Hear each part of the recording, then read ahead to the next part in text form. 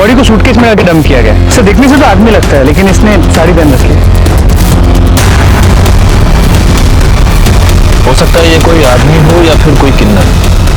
सवाल ये है कि इसे इस तरह से मारकर यहाँ पर डंप किसने किया है, और अगर ये आदमी है तो इसने ऐसा हुलिया क्यों बना कर रखा है। आदमी वक्त के हाथों मजबूर होकर अपने आप को बदलता है, लेकिन कभी कभी वो इतना बदल जाता है कि उसकी पहचान उससे छिन जाती है। नमस्कार, मैं senior inspector Rajesh Yadav crime petrol Dastak के आज के इस भाग में आप सबका स्वागत करता हूं। आज मैं आपको उस केस के बारे में बताने जा रहा हूं जो पिछले साल मेरे पास आया था जब मैं मुंबई के चारकोट पुलिस स्टेशन में पोस्टेड था। इस केस में भी इस माया नगरी ने एक आदमी को इतना परेशान कर दिया कि सबसे पहले उसकी किस्मत, फिर उसके अपने और उसकी जान तक उससे छीन ली। क्या करते हो दादा, इतना काम किया आपके साथ, एक बार डायरेक्टर सर से मिलने दो ना, काम की बहुत जरूरत है। रमेश तुझे समझता नहीं है, अरे ऐसे नहीं मिल सकते। 2 मिनट बस, 2 मिनट। अरे उनका ड्रेस लेके जाओ ना। चलो यहाँ से, चलो। ये हाथ कैसे लगाया? जब काम था ये आगे पीछे भागता था, अब धक्का मारता है। रमेश गुंडागर्दी मत कर, जा यहाँ से। हाँ जा रहा, आज काम नहीं है ना, अपना टाइम भी आएगा, देखना सबको देखेगा मैं। बाप रे बाप, इतना गुस्सा। और नहीं तो क्या, ये अपनी इंडस्ट्री है, इनके साथ इतना काम किया मैंने, आज काम नहीं तो रंग दिखाने साले। चाय पिएगा? ये ले। नाम क्या है तेरा? रमेश। तेरा? नाज। देख, ज्यादा टेंशन नहीं लेने का। इस इंडस्ट्री में कभी काम है तो कभी नहीं है। एक्टिंग मेरा पैशन है, सब कुछ छूट गया इसके चक्कर में। अपना नंबर दे, कहीं भी कुछ होएगा तो मैं तेरे को बताऊंगा। पक्का? ये कौन? एकदम हीरो लग रहे हो हैं? आपके लिए तो मैं हमेशा हीरो लगता हूँ। अनाज बोल। अच्छा सुन, तेरे को ना एक एड्रेस भेज दूं, कल 3 बजे ऑडिशन पे पहुंच जाना और अच्छे से करना।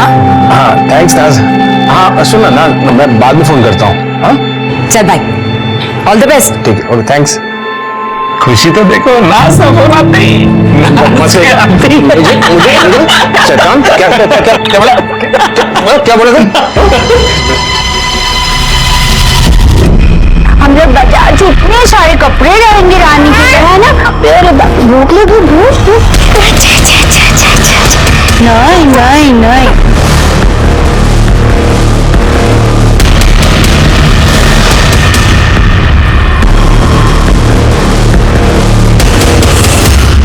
ये एड्रेस है, 2:30 बजे इंटरव्यू के लिए चले जाना। पापा, मैंने आपको पहले भी कहा कि मुझे प्यून की नौकरी नहीं करनी है।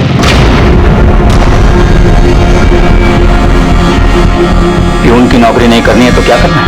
मैं एक्टर बनना चाहता हूँ। एक्टिंग करेगा? मिल रही है तुझे एक्टिंग? अरे समझाओ अपने लाडले को, सपनों के घोड़े दौड़ाना बंद करे, जो मिल रहा है वो चुपचाप करे। बाप हूं मैं इसका, बैल नहीं हूं, कमा कमा के खिलाता रहूंगा।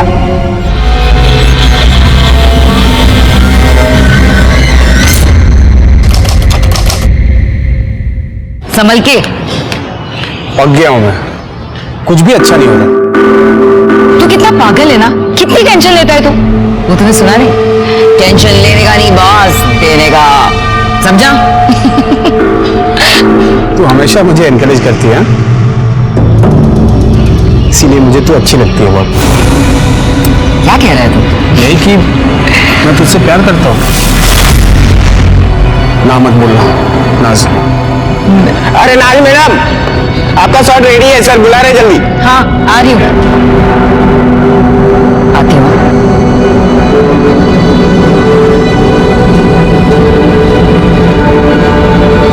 सुन, तूने आज तक इस सीरियल की शूटिंग सिर्फ बाहर से देखी है, आज अंदर से दिखाती हूँ। आजा। समझ में आ गया? हाँ रेडी करें? हाँ जी ओके, रोल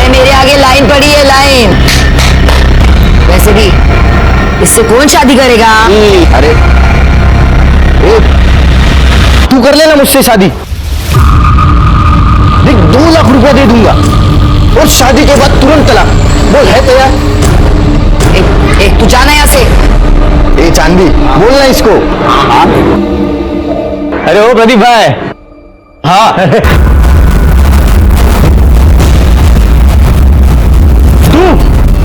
साली तुझे तो आज छोड़ूंगा नहीं।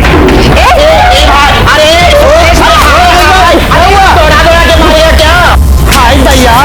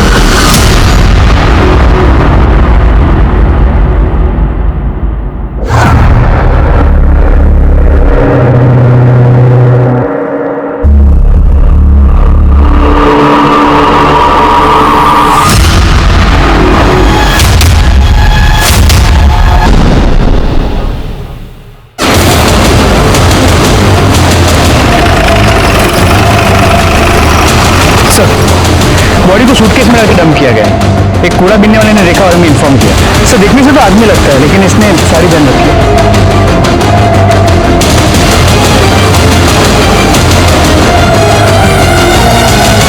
इनमें से कोई से पहचानता है? नहीं सर।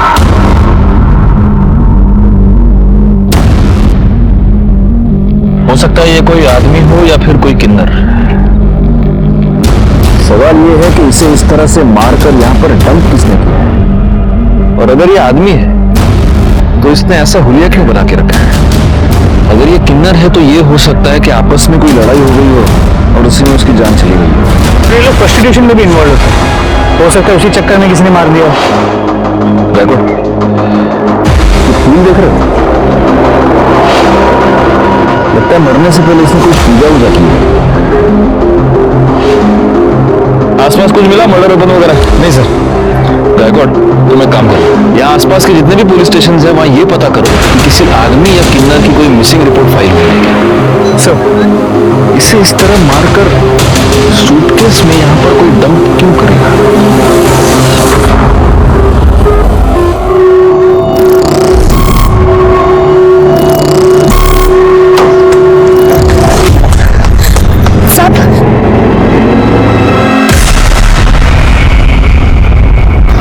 तुम यहाँ क्या करी हो? जाओ ऐसे। सर इस बच्चे को रखिए सर।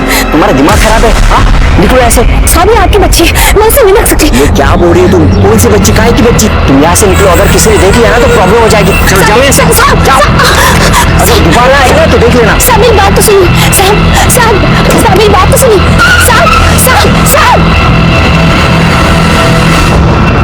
साहब सर जहां हमें बॉडी मिली है उसके आगे एक सीसीटीवी कैमरा है, लेकिन सुबह होने तक वहां से 300 से ज्यादा गाड़ियां क्रॉस कर चुकी थी। मैं जानता हूँ ये काम थोड़ा टीडियस है रानी, लेकिन फिर भी उस सीसीटीवी फुटेज को बार बार चेक करो और उसमें से हर गाड़ी के बारे में पता करो। सर मैंने सूटकेस के बारे में पता करने की कोशिश की पर पता नहीं चला क्योंकि वो पुराना सूटकेस था। कोई मिसिंग कंप्लेंट? नहीं सर, तो नहीं। हमने उसकी फोटो सर्कुलेट की है और हम सारे पुलिस स्टेशन में पता कर रहे हैं। सर बॉडी की पोस्टमार्टम रिपोर्ट से पता चलता है कि वो बॉडी एक लड़के की है। मौत का समय कल दोपहर 4 और 6 के बीच किसी तेज धार वाले ऑब्जेक्ट से उस पर वार किया गया। 2 स्टैब वुंड्स, लेकिन उसे मारने से पहले उसे बुरी तरह मारा पीटा गया। हमारे सारे खबरियों को काम पर लगा दो, आखिर पता तो चले कि एक लड़का लड़की बनकर क्यों घूम रहा है।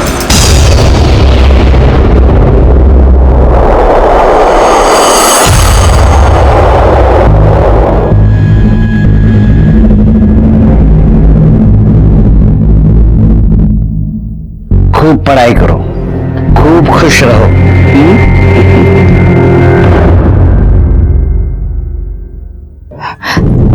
चांदनी देखना, रेशमा का फोन नहीं लग रहा और कल रात से आई भी नहीं है वो। अरे छोड़ना, वो भाग गई होगी। वैसे भी वो मुझे सही नहीं लग रही थी। और हाँ, तुझे बताती हूं मैं, वो तो मुझे जन्म से किन्नर भी नहीं लगती थी। वैसे वो मिली कहाँ थी तुझे?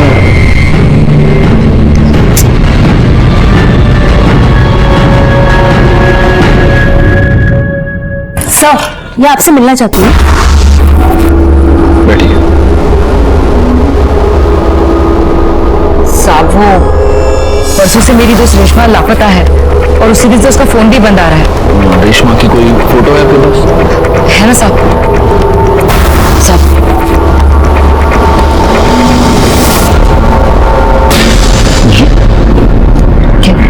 गायकवाड़, तुम्हारे पास जो फोटो दिखाओ इनको। साहब क्या हुआ? देखिए ये फोटो।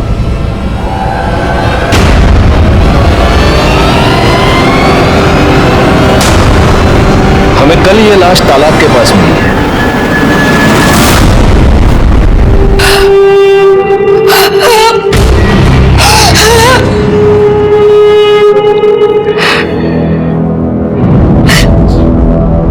क्या तुम ये जानती थी कि रेशमा एक लड़की नहीं लड़का है? जी साहब, उसका नाम रमेश था। वो मुझे शूट पर मिला था। पैसों को लेकर बहुत परेशान था, इसलिए हमारी टोली में आ गया था। इसका घर कहाँ है? नहीं पता साहब, पर इतना पता है कि उसके घर में उसकी आई, बाबा और एक छोटा भाई है। किसी से कोई दुश्मनी, कोई लड़ाई? नहीं पता साहब। इतनी हैरानी की बात है गायकवाड़, मजबूरी में एक अच्छा खासा पढ़ा लिखा लड़का किन्नर बन जाता है। ये रमेश के कॉल रिकॉर्ड्स, इस कॉल रिकॉर्ड के हिसाब से आखिरी कॉल किसी प्रदीप की थी सर। मोबाइल लोकेशन भी प्रदीप के घर के आसपास की बता रहे हैं। गायकवाड़, इस प्रदीप को उठा लो। रेशमा को कैसे जानते हो? सर क्या हुआ, आप ऐसे क्यों पूछ रहे हैं? हुआ यह है प्रदीप की रेशमा का मर्डर हो गया और उसके कॉल रिकॉर्ड्स के मुताबिक मर्डर से पहले आखिरी बार उसने तुम्हें कॉल किया था और जब उसका मर्डर हुआ तो उसकी मोबाइल लोकेशन भी तुम्हारे ही एरिया की थी। अब बताओ। नहीं सर, मैंने कुछ नहीं किया सर, मैंने तो उससे शादी की थी। शादी? हाँ सर। एक मर्द के साथ शादी? नहीं सर, रेशमा तो एक किन्नर थी, मैंने उससे शादी की थी। पंडित जी ने मुझसे कहा था कि मेरे ग्रह नक्षत्र काटने के लिए एक किन्नर से शादी करनी पड़ेगी, इसलिए मैंने उससे शादी की थी। और शादी के बाद वो चली गई सर। तो शादी के बाद ऐसा क्या हो गया कि उसका मर्डर कर दिया? पैसे को लेकर प्रॉब्लम हो गई? क्या हुआ? नहीं सर, बिल्कुल नहीं सर। उसने मुझे कहा था कि शादी करने के बाद तुम्हें मुझे 2 लाख रुपया देना पड़ेगा। मैंने उसको 2 लाख रुपए दिए भी थे। सर मेरा अगर झूठ लग रहा है तो आप पंडित जी से पूछ लीजिए, सर वो थे वहां पे। तो पंडित जी, आपने इस प्रदीप की शादी रेशमा से करवाई? जी सर।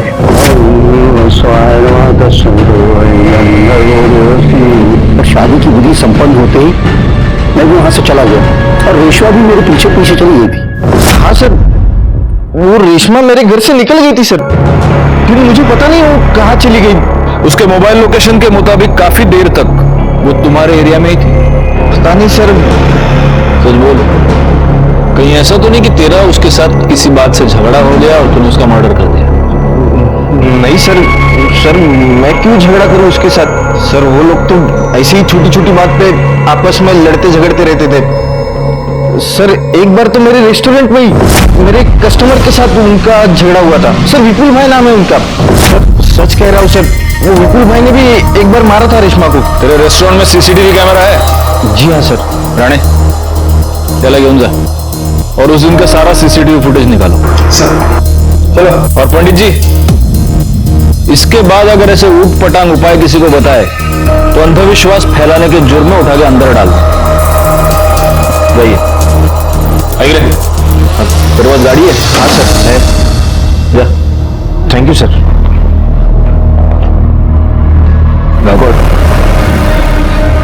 इस प्रदीप के कॉल रिकॉर्ड्स और मोबाइल लोकेशन निकलवाओ। और एक और बात, इसके पास जो भी गाड़ी है, हमें वो जो गाड़ियों का सीसीटीवी फुटेज मिला है उसके साथ मैच करके देखो। सर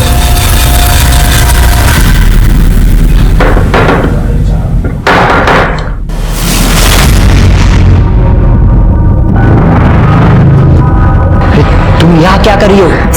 सब अपने बच्चे को रख लो, मैं नहीं रख पाऊंगी। अरे काहे की बच्ची, मरवाओ क्या? चल निकल। सब मेरी बात तो सुनो। आनंद, आनंद, कौन था? कोई नहीं, तुम जाके चाय बनाओ। हाँ, लेकर आती।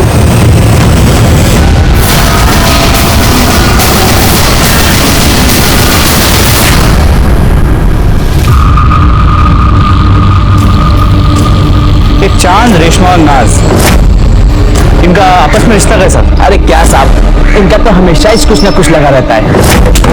चाचा देना रे।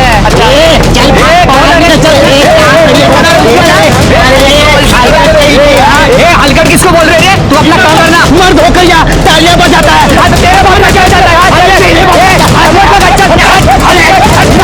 और ये जो चांद भी है ना, ये नकली किन्नरों से बहुत चिढ़ती थी।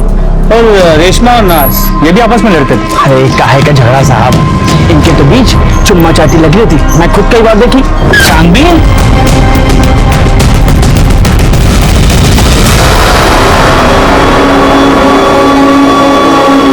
तो क्या है ना साहब, अब कोई आदमी तो मिलने से रहा, तो जो मिलता उसी के साथ चिपक लेते। शुक्रिया। तो तुझे नकली किन्नरों से बड़ी प्रॉब्लम है, हाँ? क्यों नहीं होना चाहिए क्या साहब? एक तो भगवान ने हम पर अन्याय किया, वो क्या कम है कि ये मर्द लोग हमारी तरफ तालियां बजाकर पैसे कमाते हैं, हमारे पेट पर लात मारते हैं। गुस्सा तो आएगा ना साहब? गुस्सा तो आएगा, सही। अब ये रमेश भी एक नकली किन्नर था, तो जाहिर है तुम्हें रमेश पर भी बहुत गुस्सा आता होगा। नहीं, ये कुछ बोली नहीं मुझे, लेकिन मैं इससे बोली कि उसका कहीं टाका भिड़ा है लड़के के साथ, लेकिन ये मानने कुछ तैयार नहीं थी। हाँ, कौन लड़की?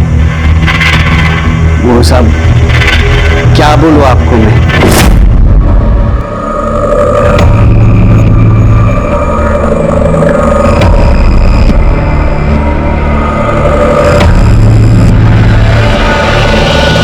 साहब जब मैं वहां गई ना, उससे पहले वो चली गई थी। वो अगर मिलती ना तो वहीं के वहीं उसका सच झूठ खुलवा देती। हाँ, तो नाज, तुम्हें ये पता चल गया था कि रमेश का किसी के साथ चक्कर चल रहा था, किसी लड़की के साथ, तो गुस्सा तो तुम्हें भी आया होगा, क्योंकि तुम्हारा और रमेश का अफेयर चल रहा था। नहीं नहीं साहब। झूठ मत बोलो, मेरे पास गवाह है। जी साहब, मेरे को बुरा लगा था। और इसी वजह से जब रमेश और प्रदीप की शादी हुई, तब तुम प्रदीप के घर के बाहर रमेश का इंतजार कर रही थी। रमेश जब बाहर आया तब तुमने उसका मर्डर कर दिया। नहीं नहीं साहब, मैंने उसे नहीं मारा। मैं उसे कैसे मार सकती हूँ? मैं भले ही किन्नर, लेकिन मैं उससे सच्चा प्यार करती थी। प्यार के साथ यही तो परेशानी है नाज, हमें पता ही नहीं चलता कि प्यार कब जुनून बन जाए। देखो तुम्हारी मोबाइल लोकेशन, इससे ये साफ पता चलता है कि जब रमेश और प्रदीप की शादी हो रही थी तब तुम प्रदीप के घर के बाहर ही थी। अब सच बोलो। नहीं नहीं साहब, मेरे को जब चांदी ने बताया तो बहुत बुरा लगा मेरे को। मेरे पास कोई सबूत नहीं था, इसलिए मैं रमेश को कुछ बोलना नहीं चाहती, इसलिए मैंने अपने मोहल्ले के एक बच्चे को उसका पीछा करने को कहा और वो उसकी फोटो खींचकर मुझे भेजे। इसी वजह से मैंने अपना मोबाइल दिया था। कौन बच्चा? गुड्डू। गुड्डू। उस दिन तुम रेशमा का पीछा करते हुए प्रदीप के घर तक गए थे, फिर तुमने वहां क्या देखा? तुमने रेशमा को उस घर से बाहर निकलते हुए देखा? मैंने देखा नहीं, मैंने थोड़ी देर इंतजार किया, फिर मैं खेलने चले गया। खेलने चले गए? चलो जाओ, अब भी जाके खेलो, जाओ, ले जाइए इसे।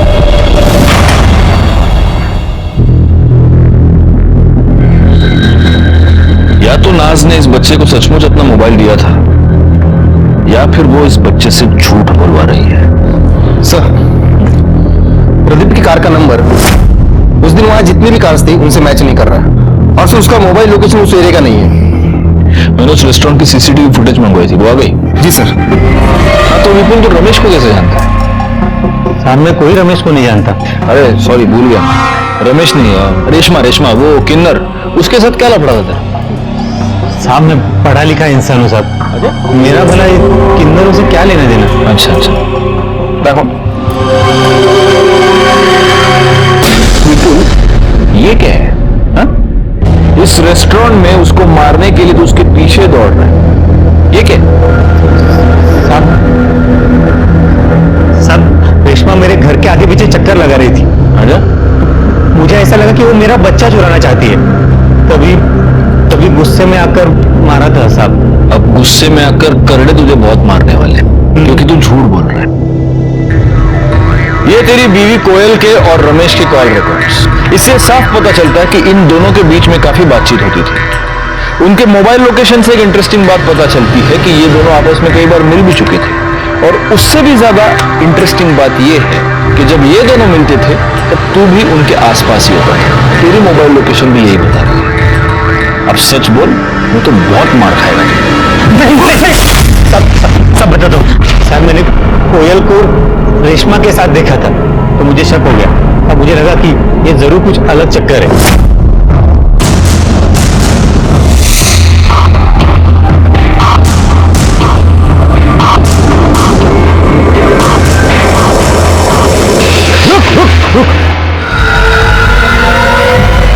देख मैं जानता हूं तेरा मेरे बीवी के साथ कुछ तो चल रहा है। देख मुझे नहीं जानना वो तेरे जैसे के साथ क्या कर रही है। प्यार करता है उससे?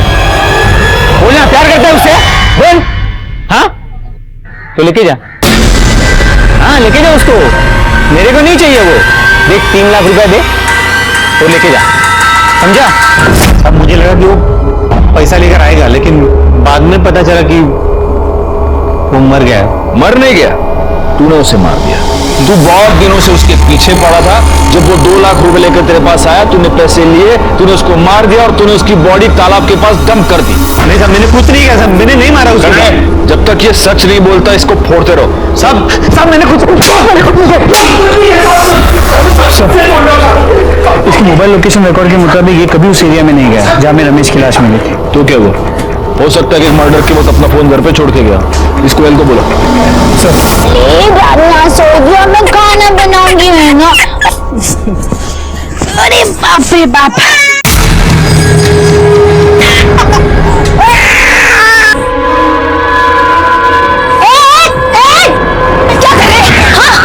मारे डालूंगा आज इसे। पूरा का पूरा तमाशा ही खत्म कर।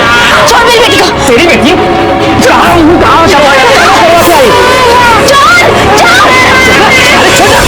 पहले मार डालूंगा।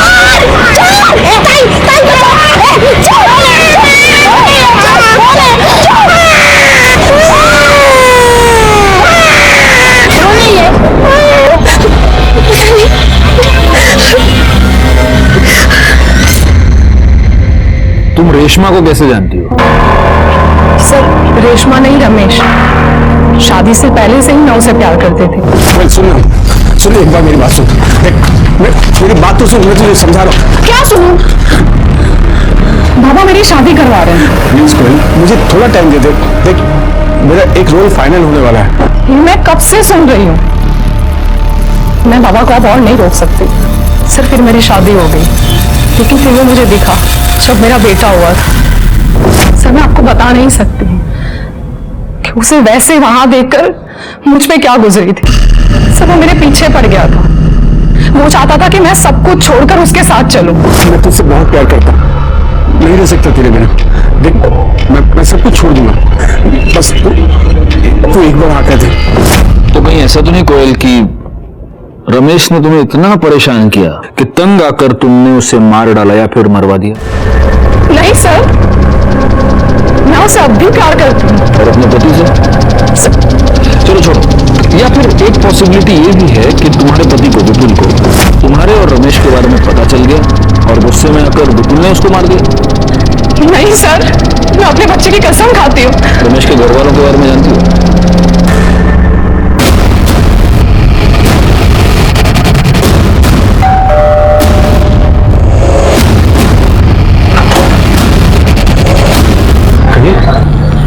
हम रमेश के बारे में आपसे बात करना चाहते हैं। बाबा ये रमेश भैया के बारे में कुछ बात करना चाहते हैं। हम किसी रमेश को नहीं जानते। देखिए आपके बेटे रमेश का मर्डर हो चुका है।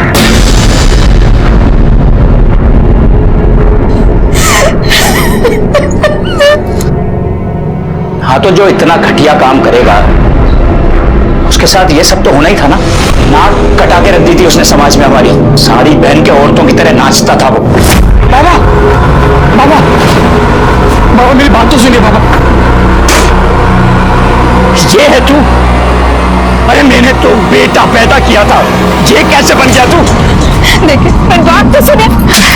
बेटा, अरे किसके साथ मुंह काला करके आई थी तू? ये मेरा बेटा तो नहीं हो सकता। बाबा मैं आप ही का बेटा हूं, लेकिन आपने मुझे कभी अपना बेटा समझा ही नहीं। उन लोगों में शामिल हो गया था वो। और ये बात ऐसी नहीं है जो बहुत दिनों तक छुपती। एक ना एक दिन सबको पता चलना ही था।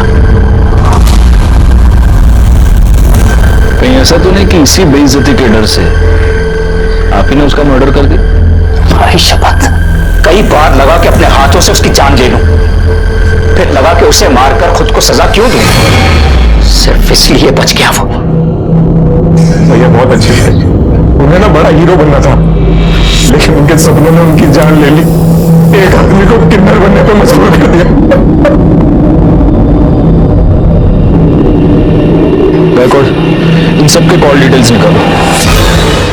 क्या करूं मैं? बोल, खुद मर जाऊं या तुझे मार दूं? क्या करूं?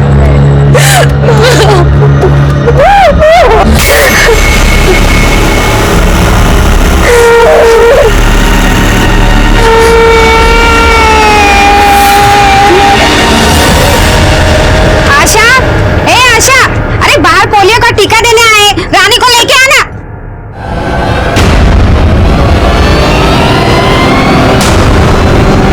आशा, आशा! सर रमेश के परिवार वालों के कॉल लोकेशन डिटेल्स आ गए। जहाँ रमेश की बॉडी मिली थी, इनमें से कोई भी वहां भी कभी भी नहीं गया। और उस एरिया में जितनी भी गाड़ियां उस दिन देखी गई थी, उनमें से किसी का भी इनमें से किसी के साथ कोई भी कनेक्शन नजर नहीं आया। नाज और चांद की मोबाइल लोकेशन भी उस एरिया की नहीं है। एक पॉसिबिलिटी ये है कि जिसने भी ये मर्डर किया है उसने मर्डर करते वक्त अपना फोन कहीं और रखा हो। क्योंकि कैसा है, मर्डर तो हुआ है, अब पता ये करना है कि ये मर्डर किया किसने। हाँ बोला क्या? ठीक है सर, मलाड के एक चौल में एक औरत का मर्डर हो गया।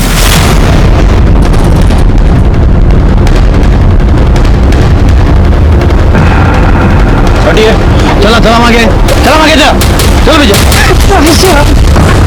आगे चले।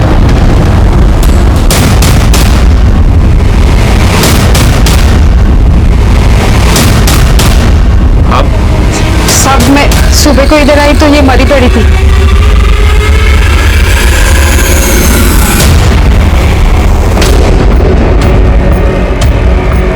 गला काट कर मारा गया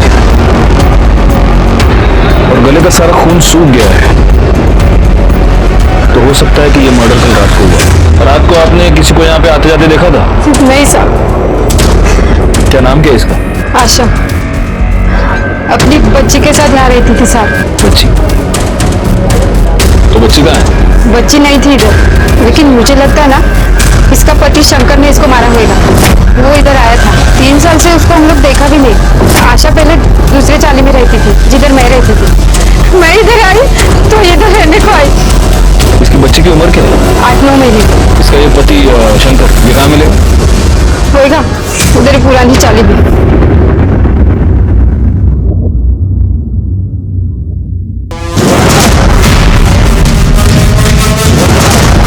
शंकर, हाँ बोला तू ये, हाँ अरे मसला सब क्या करे साहब?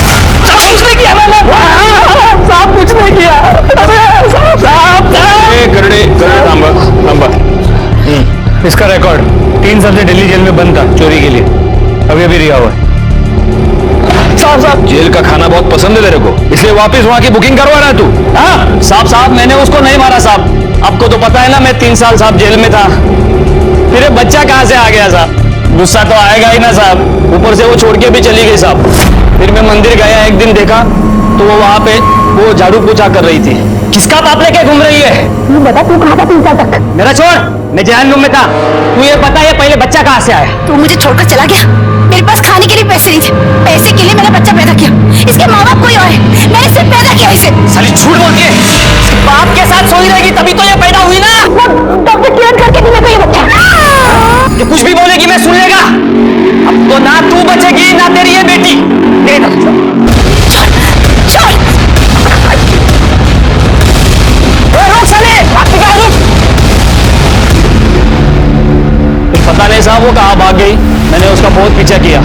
मैं उसके वो नए चाली में भी गया, लेकिन वहां पे साहब उसने बोला कि मैं चोर है। और इसलिए रात को उसके घर में घुसकर तूने उसका मर्डर कर दिया और बच्ची को भगा कर ले गया। बता बच्ची किधर है, बोल। सच में मुझे मालूम नहीं है साहब। मालूम नहीं?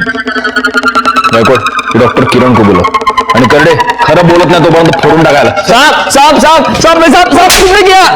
डॉक्टर ये बच्चे का क्या चक्कर है? सर, आशा ने आनंद और उसकी पत्नी पूनम के लिए सरोगेसी करवाई थी। आशा को हुई लड़की और आनंद को चाहिए था लड़का, तो आनंद ने उस लड़की को अपनाने के लिए इनकार कर दिया। हमने भी उसके ऊपर काफी प्रेशर बनाया, क्योंकि लड़का हो या लड़की, सरोगेसी करवाई थी तो अपनाना तो था ही। लेकिन कुछ दिन बाद आशा ने कहा कि अगर वो लड़की को अपनाने के लिए तैयार नहीं है तो वो खुद उस बच्ची को पालेगी, क्योंकि उसका पति उसे छोड़कर कहीं चला गया है। और उस बच्ची में आशा ने अपना सहारा ढूंढ लिया। वैसे हमें ये शक है कि उसके पति शंकर ने ही उसकी जान ली है, लेकिन आपको कुछ और सस्पिशियस नजर आया इस केस में? अब कुछ दिनों से वो आनंद के पीछे पड़ी थी कि वो अपनी बच्ची को अपना ले। मेरे पास भी आई थी कि मैं आनंद के ऊपर प्रेशर बनाऊं। काफी डरी हुई लग रही थी और बार बार एक ही बात कह रही थी कि मुझ पर जान का खतरा है। ये आनंद कहाँ रहता है?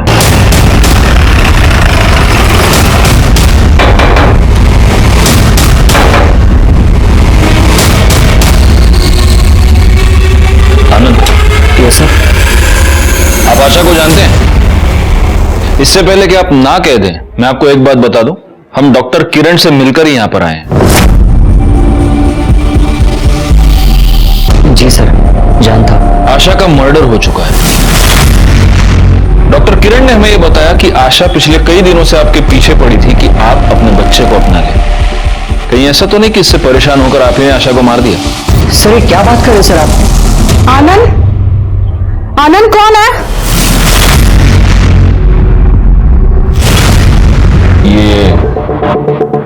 ये बच्चा किसका है? सर, ये वही आशा की बच्ची है। क्या?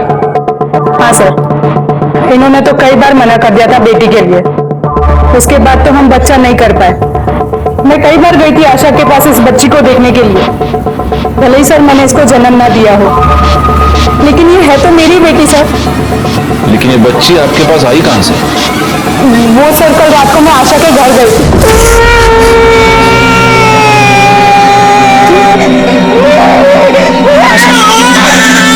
ये बच्चा मुझे दे दो। देखो, वैसे भी ये तुमने मेरे लिए पैदा किया था। प्लीज आशा, मुझे दे दो ये बच्चा। अगर मेरी मजबूरी ना होती तो इससे मैं अपने से कभी अलग नहीं करती।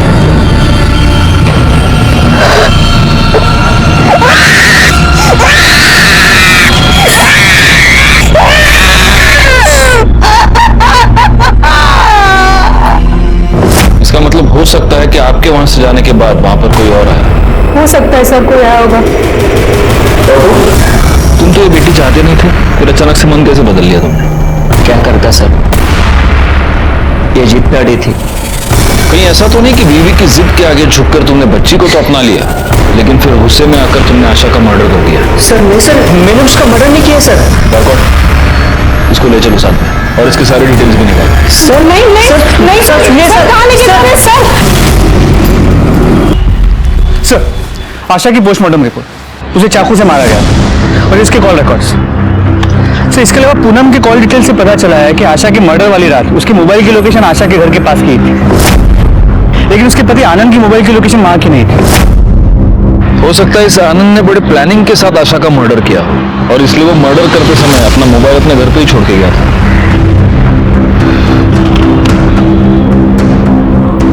एक मिनट, रिकॉर्ड ये देखो, 12 फरवरी को आशा की मोबाइल लोकेशन उस तालाब के पास थी। उसी तालाब के पास हमें 13 फरवरी को रमेश की लाश मिली थी। तो आपको क्या लगता है ये दोनों केसेस कनेक्टेड हैं? चेक करने में क्या जाता है? एक काम करो, इन दोनों केसेस से रिलेटेड सारे कॉल डिटेल, सारे मोबाइल लोकेशंस दोबारा चेक करो।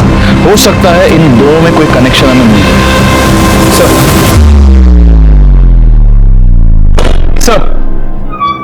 सर कनेक्शन मिल गया। इसमें आशा के घर के बाहर का सीसीटीवी फुटेज है। हाँ सर ये सर आशा के मर्डर वाले दिन आशा के चौल के पास एक गाड़ी देखी गई है और ये सेम कार रमेश के मर्डर वाले दिन उस एरिया में भी देखी गई थी। आरटीओ से पता करो ये गाड़ी किसके नाम पर रजिस्टर्ड है। सो ऑलरेडी पता कर लिया। मनोहर काले। तुम रमेश और आशा को कैसे जानते? सर मैं तो इन दोनों को नहीं जानता। अगर तुम इन दोनों को नहीं जानते तो उस दिन 12 फरवरी को तुम्हारी गाड़ी उस एरिया में क्या कर रही थी जहां से हमें रमेश की डेड बॉडी मिली? उस दिन तो उसने मुझसे कार मांगी थी ना, उसकी गाड़ी खराब थी। किसने? अगर तुम इन दोनों को नहीं जानते तो उस दिन 12 फरवरी को तुम्हारी गाड़ी उस एरिया में क्या कर रही थी जहां से हमें रमेश की डेड बॉडी मिली? उस दिन तो उसने मुझसे कार मांगी थी ना, उसकी गाड़ी खराब थी। किसने? सर मैं पहले भी बता चुका हूं कि रेशमा शादी के बाद वहां से निकल गई थी। फिर वो कहां गई मुझे नहीं पता सर। तुझे नहीं पता? चल अभी हम तेरे को तो पिक्चर दिखाएंगे। देखो देखो देखो, ये वहां का सीसीटीवी फुटेज है जहां पर हमें रमेश की लाश मिली थी। ये रास्ता सीधा उस तालाब के पास जाता है और ये उस रास्ते पर है गाड़ी। ये तेरी गाड़ी नहीं है, ये मनोहर काळे की गाड़ी है जो तूने उससे मांगी। अब दूसरी पिक्चर दिखाओ।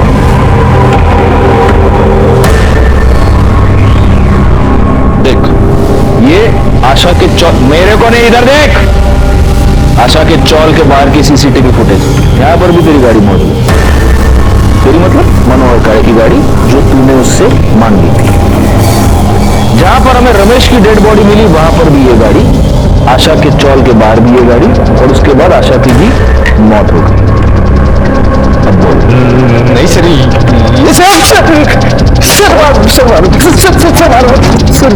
सब बताता हूँ सर। मुझे लगा था कि रेशमा भी नाज और चांद जैसी ही है, इसलिए मैंने उससे शादी कर ली थी। उसके बाद पंडित जी वहां से चले गए, फिर रेशमा भी जाने लगी, तब मैंने उसे रोक लिया। एक मिनट रेशमा, हाँ तू क्या कर रही है? शादी हो गई। शादी हुई है, अभी तो सुहागरात भी बाकी है। सुहागरात की क्या बात हुई थी? ये देख मेरा मंगल बहुत भारी है और पंडित जी ने मुझे साफ साफ कहा है कि जब तक मैं सुहागरात न मना लूं तब तक मेरे ग्रह नहीं कटेंगे। और मैं आज तेरे साथ सुहागरात मनाऊंगा ना, तब जाके मेरी कल ज्योति से शादी हो सकती है। ज्योति से तेरी शादी हो जाओ, लेकिन मैं ये सब नहीं कर सकती।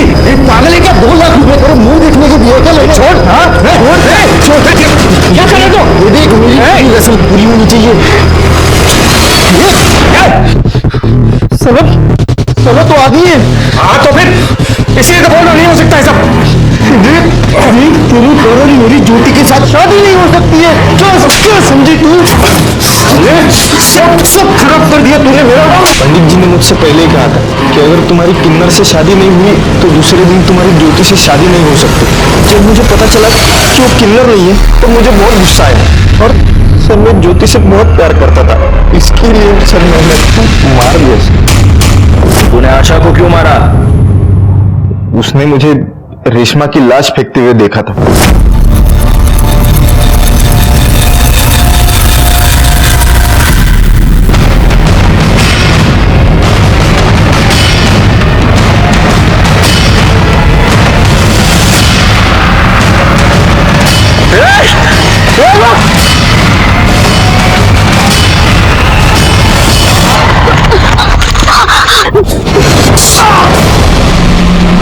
और उस दिन वो मेरे हाथ से बच गई। एक दिन वो मुझे मंदिर में दिखाई दी, फिर मैंने उसका पीछा किया और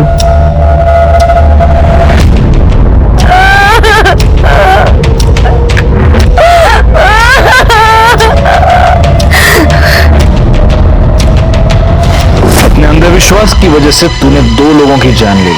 अब जिंदगी भर जेल में सड़ेगा तू। रिकॉर्ड चार्जशीट फाइल करो और उठा के डाल दो इसको अंदर। प्रदीप को रमेश और आशा के मर्डर के जुर्म में सजा मिली, केस सॉल्व हो गया। लेकिन इस केस में सोचने वाली बात यह है कि अपने हालात से हार मानकर जब रमेश ने किन्नर बनने का फैसला किया, तब क्या उसे अपने इस डरावने अंत की दस्तक नहीं मिली थी? अपना लोग, अपनी दुनिया, अपने परिवार से मुंह मोड़कर वो एक ऐसी दुनिया का हिस्सा बन गया जिस दुनिया के बारे में वो कुछ भी नहीं जानता था। वो नाज से प्यार करने लगा था, इसमें कोई भी बुरी बात नहीं थी, लेकिन अपनी हकीकत से मुंह मोड़कर इतना बड़ा कदम उठाने से पहले उसे ये सोच लेना चाहिए था कि कुछ रास्तों पर चलकर वापस आना बहुत ही मुश्किल होता है। देखते हैं हमारे आज के एपिसोड की दूसरी।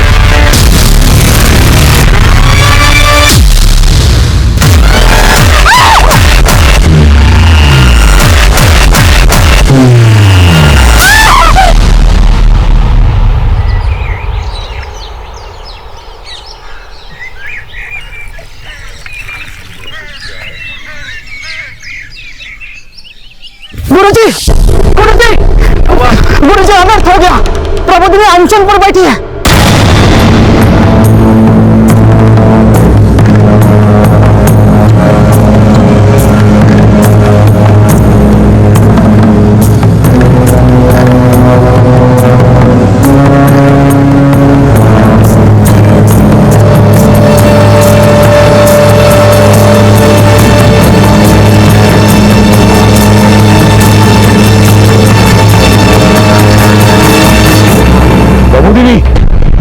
मर्यादा का उल्लंघन कर रही हो। ताता, मैं अपना हक मांग रही हूँ। मेरे अप्पा इस मंदिर के महंत हैं। उनका कोई बेटा नहीं तो क्या हुआ?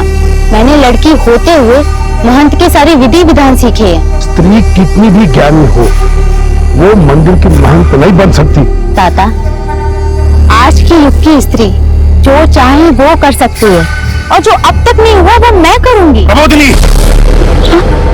क्षमा ताता, क्षमा। बच्ची नादान है, मैं मना किया था ना मैंने। चलो इधर से। समझाओ इसे, वरना हम भूल जाएंगे कि ये तुम्हारी बेटी है।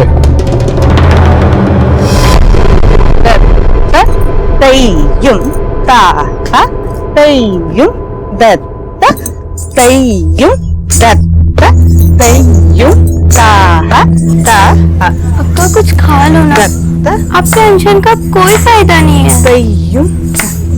प्रबोधिनी, तू अपने अप्पा से शास्त्र सीखने से तो अच्छा था ना विंध्या की तरह मुझसे नृत्य सीख लेती। हाँ अक्का, अभी तक तो ना बहुत बड़ी डांसर बन गई होती। अक्का, संतरा नहीं तो सेब ही खा लो, या फिर कुछ और ला दो। ये कोई फलवल नहीं खाएगी, क्योंकि इसे तो पसंद है आइसक्रीम। अप्पा, आइसक्रीम? ये तो मेरी भी फेवरेट है। अप्पा, ये आइसक्रीम दिखाकर आप मेरा निर्णय नहीं बदल पाओगे।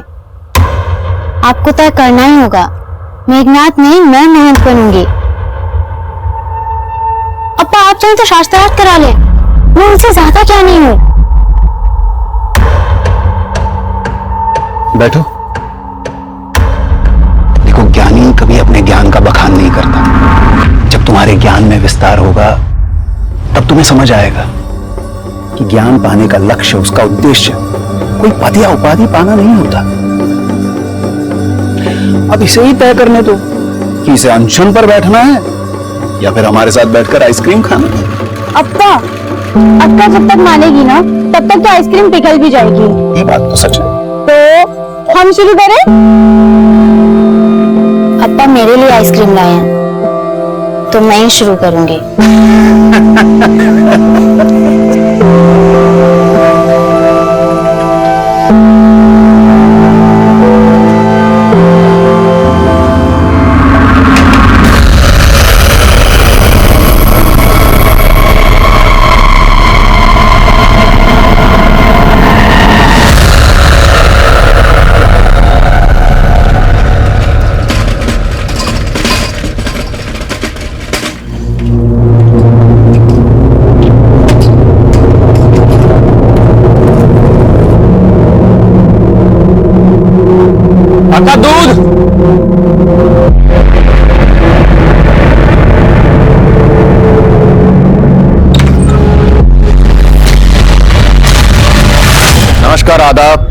मैं आदिल खान, क्राइम पेट्रोल दस्तक में आपका स्वागत करता हूं। आज का यह केस कर्नाटक के एक गांव का था, लेकिन इसकी जड़ें हिंदुस्तान के बड़े बड़े शहरों से जुड़ी थी। यह केस सिर्फ एक परिवार का नहीं था, बल्कि कई परिवार इस केस से जुड़े थे। कृष्णन का हंसता खेलता परिवार जिस गुनाह की भेंट चढ़ा था, वो गुनाह आज हर आम इंसान की जिंदगी में दस्तक दे रहा है। यह केस पिछले दशक के दिल दहलाने वाले केसेस में से एक था। इस केस के बारे में शायद आपने देखा, सुना और पढ़ा भी होगा। आज क्राइम पेट्रोल के जरिए हम इस केस की समीक्षा करेंगे कि कैसे गलत नियत ने एक ऐसे गुनाह को जन्म दिया जिसका तसव्वुर करना भी नामुमकिन था।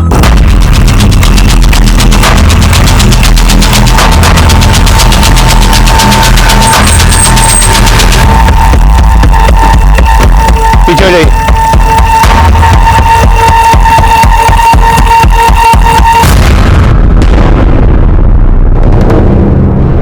रॉबिन, कोई घर की अच्छे से तलाशी लो। सर,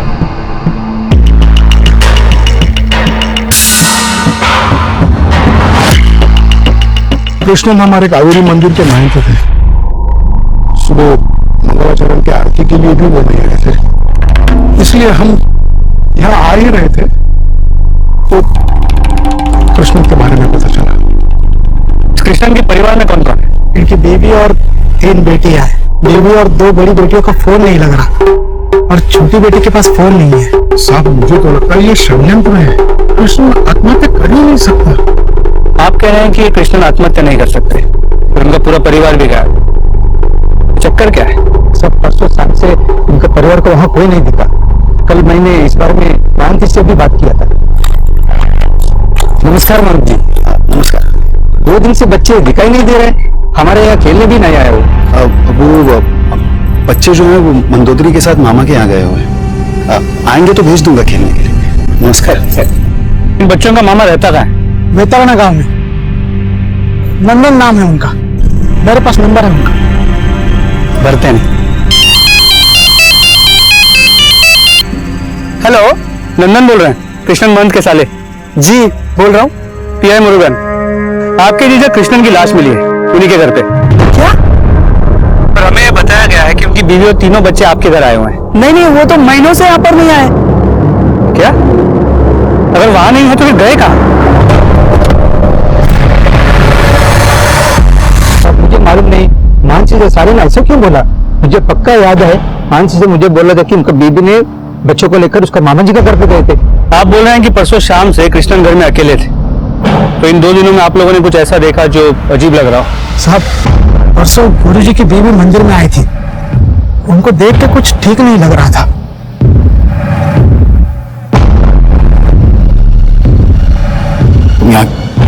यहाँ क्यों आई? आप मेरा फोन नहीं उठा रहे थे। फोन नहीं उठा रहा तो क्या हुआ? यहाँ उन दोनों में बहुत देर तक कुछ बात हो रहा था, लेकिन क्या बात हो रहा था हमको मालूम नहीं साहब। और साहब, कल से गुरुजी भी बहुत परेशान लग रहे थे। शयन आरती के समय तो उनके आंखों से आंसू बह रहे थे।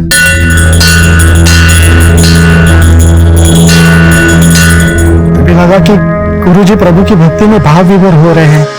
हो सकता है उनके आंसुओं के पीछे कोई पीड़ा छुपी हो।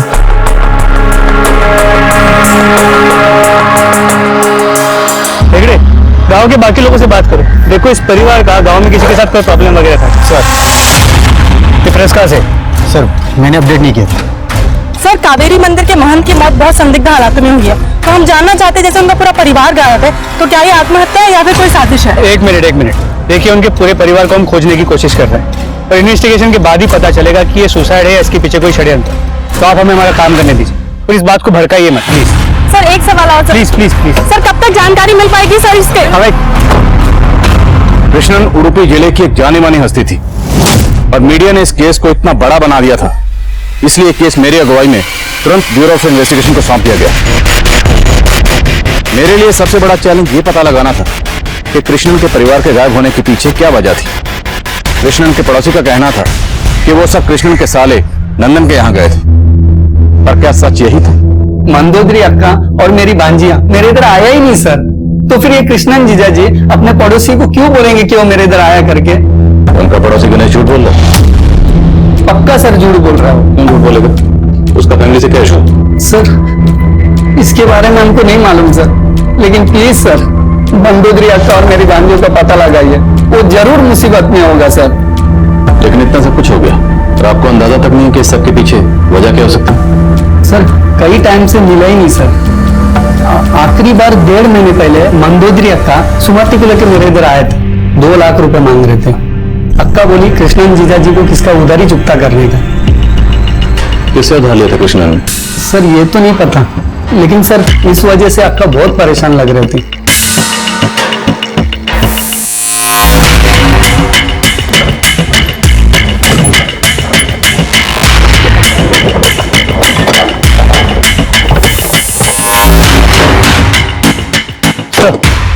नंदन ने हमें भी कहा था कि कृष्णन ने किसी से कर्जा लिया है, लेकिन कर्जा किससे लिया ये अब तक पता नहीं चल पाया। जब हमने घर की तलाशी ली तो घर में सिर्फ 2-2.5 हजार रुपए में सोना जेवर सब कुछ गायब था। सर हमने गांव और आसपास के सभी सोनार से बात भी की, लेकिन किसी ने भी ये नहीं कहा कि कृष्णन की फैमिली से कोई भी उनके पास आया सोना गिरवी रखने के लिए। कृष्णन को 14 अप्रैल को यहाँ पर लटकते हुए सबसे पहले दूध वाले ने देखा और पड़ोसियों को कहना है कि 2 दिन से कृष्णन घर में अकेला था। लेकिन सर दूध वाले का कुछ और ही कहना था। सर मैं सुना ये पड़ोसी लोग बोल रहे हैं कि पिछले 2 दिन से महन जी की फैमिली नहीं थी, लेकिन जब कल मैं दूध देने आया था तो उन्होंने पूरा दूध लिया था, इतना रोज लेते हैं। तो तुमने कृष्णन जी की फैमिली में से किसी को देखा था? नहीं साहब, दूध तो महन जी ने लिया था, उनकी फैमिली में तो किसी को नहीं देखा। लेकिन हाँ साहब, जब उनकी फैमिली नहीं होती तो वो दूध कम लेते हैं, लेकिन कल तो उन्होंने पूरा दूध लिया था। सर गणेश के अलावा बाकी पड़ोसियों का भी यही कहना है कि कृष्णन 2 दिन से घर में अकेला ही था। मंदोदरी के भाई नंदन से भी कोई क्लू नहीं मिल पाया। हमने सभी के कॉल रिकॉर्ड चेक किए, सुमति फोन रखती नहीं थी। तो बाकी सबका फोन कृष्णन की बॉडी मिलने के 2 दिन पहले शाम से बंद है। फोन बंद कहाँ हूँ? मंदोदरी का फोन यहाँ डाकखाने वाले एरिया में बंद हुआ था। और बाकी सबको? प्रबोधिनी और विंध्या का फोन मंदोदरी के फोन के बंद होने के 2 घंटे बाद यहाँ गाँव में ही स्विच ऑफ हुआ। और भी पास कुछ मिला? नहीं सर, मंदोदरी के कॉल रिकॉर्ड में एक नंबर मिला है जो किसी सदाशिव का है। मंदोदरी का फोन बंद होने से 1 घंटे पहले उसने सदाशिव को फोन भी किया, तो दोनों की बीच अक्सर बातें भी होती। आप ये डाकखाने वाला एरिया और उसके आसपास के एरिया को एक बार फिर से अच्छे से स्कैन करिए। हम जरा सदाशिव से मिलते हैं। थैंक यू मुर्गा सर।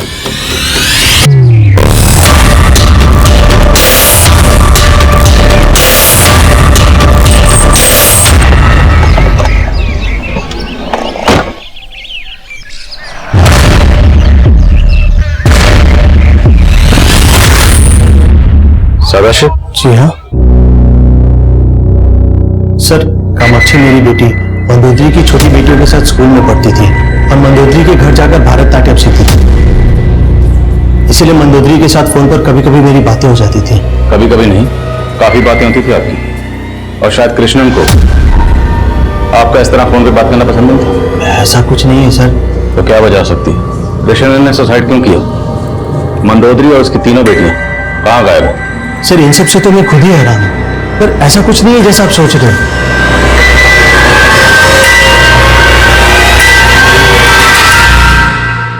आप सुमति और बिंदिया के साथ स्कूल में पढ़ती?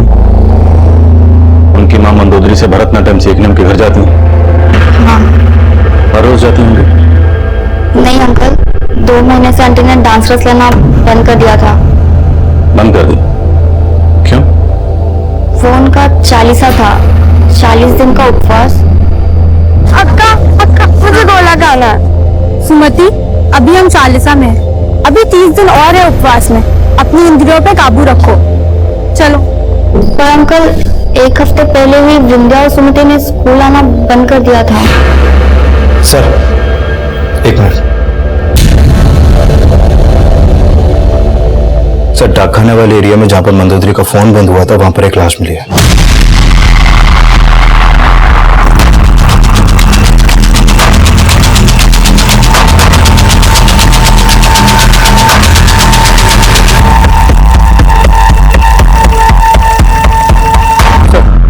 बॉडी मंदोदरी की एक बड़े पत्थर से चेहरे पे वार किया गया। बॉडी को इन झाड़ियों से ढका गया, इसलिए नजर नहीं है। मंदोदरी की बॉडी हमें यहाँ मिली और उनके पति कृष्णन की बॉडी उनके घर में लटकी हुई मिली। घर से गहने गायब हैं, लेकिन बॉडी पर गहने इंटैक्ट। मामला रंजिश का है। माँ बाप को मार दिया और उनकी तीनों बच्चियों को गायब कर दिया गया। मुझे घर जाना है, अब क्यों लाई है मुझे यहाँ? देख, मुंह खोला है ना तो खाना खा ले, जुबान मत चला। खा ले। ये वही घर है जहाँ महंत कृष्णन का हंसता खेलता परिवार रहता था। महंत कृष्णन के बाद उनकी बीवी मंदोदरी की लाश भी मिल गई है, लेकिन उनकी तीनों बेटियां अब तक गायब हैं। महंत कृष्णन के परिवार के इस केस ने की मुश्किलें और भी बढ़ा दी हैं। आखिर महंत कृष्णन का परिवार किसके अपराध का शिकार हुआ और अब उनकी तीनों बेटियां कहाँ हैं? ये सवाल अब भी बना हुआ है। हम आपको समय समय पर जानकारी देते रहेंगे।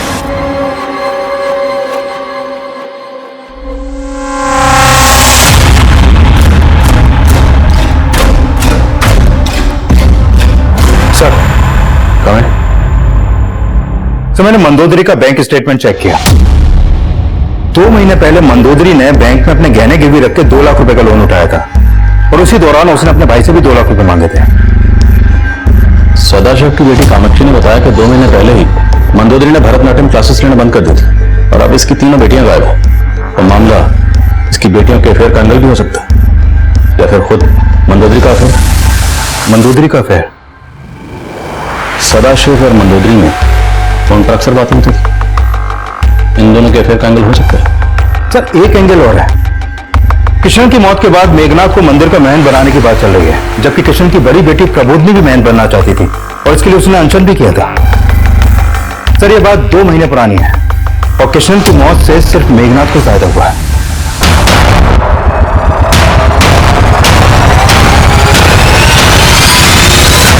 अरे नहीं साहब, क्या बोल रहे हैं आप साहब? सर, मेरे को मान बनने का कोई लालच नहीं था साहब, और ना ही कभी मैंने वो प्रबोधिनी को विरोध किया था। अब आप ही मेरे को बताओ साहब, नारी महंत कैसे बन सकता है? और गुरुजी का खुद उसको विरोध था साहब, लेकिन उस प्रबोधिनी ने बहुत जतन किया था महंत बनने के लिए। महंत तो बन नहीं सकी, पर काम ऐसा किया कि खुद गुरुजी भी हैरान थे साहब। कुछ महीने पहले उसने एक लड़का लड़की का विवाह तक करवा दिया था। प्रबोधिनी, क्या कर रही हो तुम? अतः मैं महंत तो बन नहीं सकती, लेकिन विधि विधान से किसी का विवाह तो करा ही सकती हूँ ना। स्त्री के द्वारा किया हुआ विवाह समाज को मान्य नहीं होता। मैं इन्हें विवाह के बंधन में बांध चुकी हूँ। जब इन्हें कोई प्रॉब्लम नहीं है तो आपको क्यों है? देखो, कैसे जबान चला रही है थे, संभाल इसे, वरना तेरा मान सम्मान सब मिट्टी में मिला देगी है। लेकिन प्रबोधिनी के घमंड की वजह से विवाद खत्म ही नहीं हो रहे थे। उस विवाह के कुछ दिन बाद कुछ लोगों ने प्रबोधिनी के मुंह पे कालिक तक पोत दी।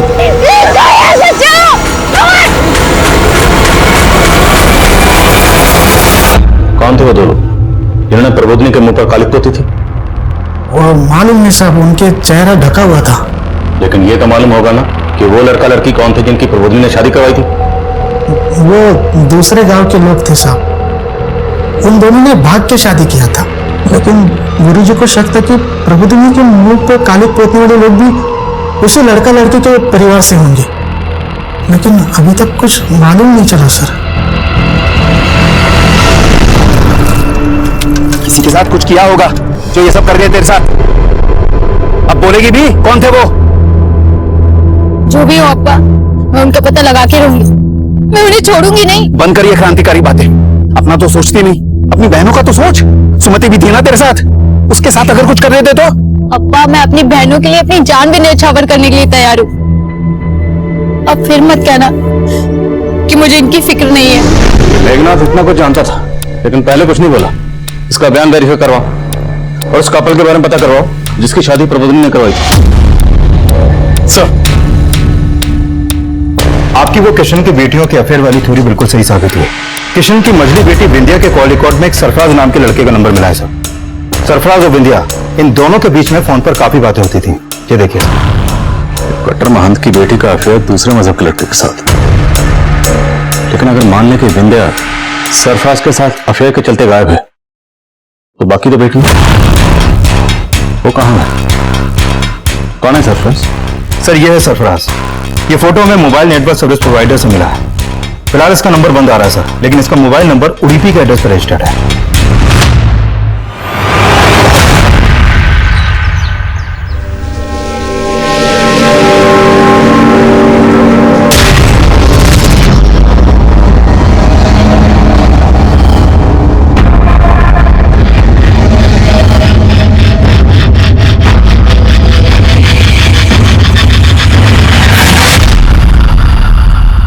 नहीं सर, मैं इस लड़के को नहीं जानता और जीजाजी और अक्का ने भी ऐसा कुछ बताया नहीं सर।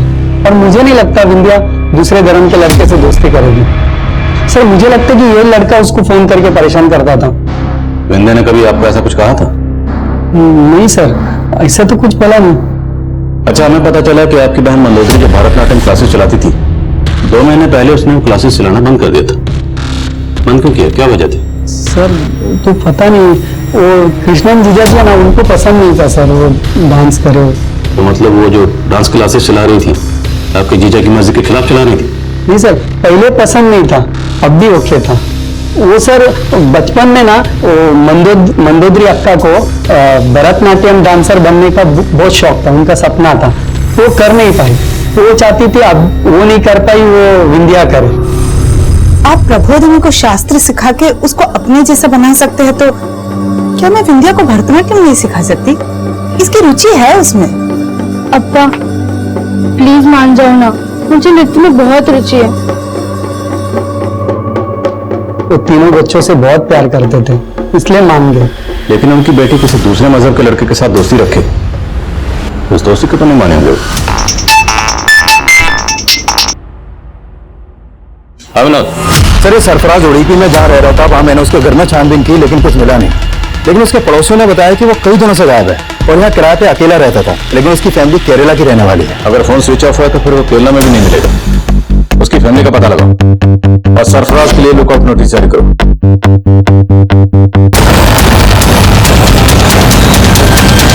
अम्मा मुझे कन्याकुमारी नहीं जाना, मुझे मौसी के पास जाना है, बेंगलुरु में। अरे तुम्हारी मौसी तो बेंगलुरु में अकेली रहती है, सुबह शाम काम पे रहती है। कौन संभालेगा वहाँ तुम्हें? बोलो, मैं मौसी की छुट्टी करवा लूंगी। मुझे मौसी के पास रहना बहुत अच्छा लगता है। इसका मन कर रहा है तो अपनी बहन से मिलवा ला। कन्याकुमारी बाद में चलते हैं। हाँ? अब्बा मेरे लिए आपके अपना प्रोग्राम कैंसिल करते हो, मैं मौसी के पास अकेले रह लूंगी। ठीक है, सोचते फोन बज रहा है, राजा।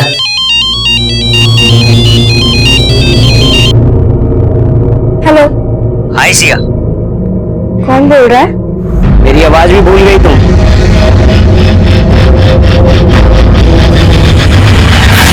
हाँ अंकल, मैं सरफराज को जानती हूँ। ये पहले कभी कभी हमारे स्कूल के पास आता था।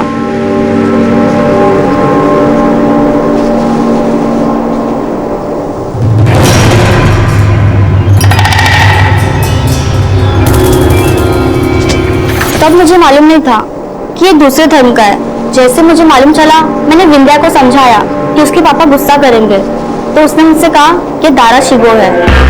दारा शिगो? दारा शिगो औरंगजेब का भाई था। दूसरा धर्म का होते हुए भी ना उसने उपनिषद ज्ञान में महारत हासिल किया था। और अब तो सरफराज भी उपनिषद की पढ़ाई कर रहा है। तो 2 साल बाद में 18 साल की पूरी हो जाऊंगी और तब तक तो सरफराज भी सब कुछ सीख जाएगा। और फिर क्या, अप्पा इम्प्रेस हो जाएंगे और हमारी शादी हो जाएगी। ले आ गया तेरा दारा शिगो। अंकल, विंध्या सरफराज से सच्चा प्यार करती थी, फिर उन लोगों ने अचानक मिलना बंद कर दिया। क्यों? ये तो उसने कभी मुझे बताया नहीं, शायद दोनों का ब्रेकअप हो गया था।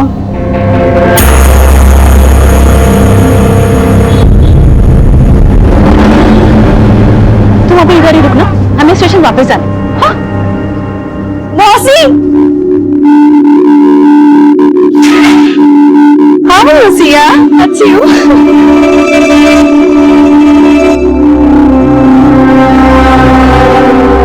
आपको पता है, मैंने ना अपना सामान भी पैक कर लिया। चलो।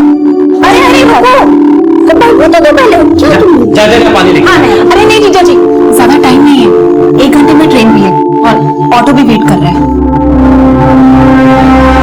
सर, शायद सरफराज और विंध्या के ब्रेकअप की वजह ये हो कि कृष्णन को उनके अफेयर के बारे में पता चल गया और अब विंध्या सरफराज के साथ कहीं भाग गई हो। लेकिन विनोद, सिर्फ विंध्या गायब नहीं, उसकी दोनों बहनें भी गायब हैं। तीनों बहनों का एक साथ गायब होना, कृष्णन की लाश का उसके घर में लटका हुआ मिलना, विंध्या का मर्डर होना, यह सब किसी अफेयर के लिए नहीं हो सकता। ये कोई बड़ा गेम है। और कामाक्षी ने बताया था कि विंध्या सरफराज को दाराशु को बोलती थी और तो सरफराज उनके धर्म की उपनिषद सीख रहा था, उनका धर्म अपनाना चाहता था।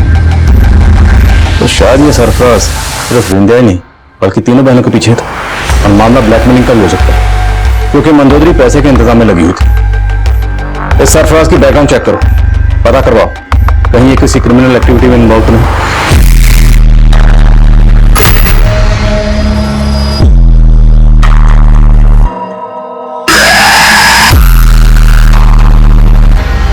पता है इसके अंदर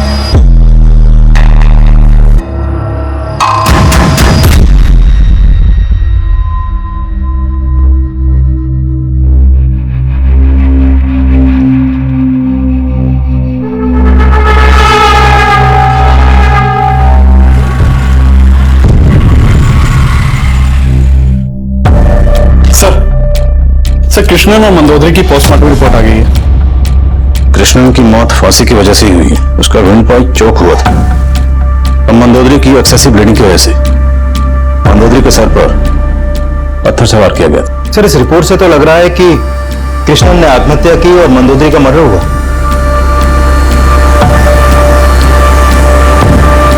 मंदोदरी का अपहरण कृष्णन की मौत के 40 घंटे पहले हुआ, जिस दौरान वो कृष्णन से मिलने मंदिर गए। और मौत से एक दिन पहले कृष्णन काफी दुखी थे और आरती के वक्त रो भी रहे थे। और कृष्णन जी के दुख की वजह भी यही होगी कि तब मंदोदरी भी गायब हो गई थी और उनकी तीनों बेटियां भी। तो कहीं उन सबको किसी ने किडनैप तो नहीं किया? बेटियों को किसी ने किडनैप कर लिया, लेकिन मंदोदरी, उनका कत्ल किसने किया, क्यों किया? और कृष्णन इतना सब कुछ जानते थे फिर भी कोई पुलिस कंप्लेंट फाइल नहीं की। क्या उन्हें मजबूर किया जा रहा था? पॉसिबल है सर। और उनकी लाश को उनके घर की छत से लटकाकर उनकी मौत को सुसाइड दिखाने की साजिश भी हो सकती है, क्योंकि जब उनकी लाश देखी गई घर का दरवाजा खुला हुआ था। अब पोस्टमार्टम रिपोर्ट के हिसाब से मौत के कई दिन पहले से उनके पेट में बहुत कम खाना जा रहा था। कामाक्षी ने हमें बताया था कि वो 40 पे थे, मतलब 40 दिन का उपवास रख रहे थे। हाँ सर। और ये बात मेघनाथ ने भी कंफर्म की थी कि कृष्णन 40 पे थे। अच्छा, ये 40 सिर्फ कृष्णन जी रखते थे या फिर उनका पूरा परिवार भी? मेरे परिवार के बारे में मेरे को नहीं मालूम साहब, लेकिन वो 40 पे थे। इनके 40 का इस केस से कोई ना कोई ताल्लुक जरूर हो सकता है। हमें किसी भी सूरत में कृष्णन की इन तीनों बेटियों को जल्द से जल्द ढूंढना होगा।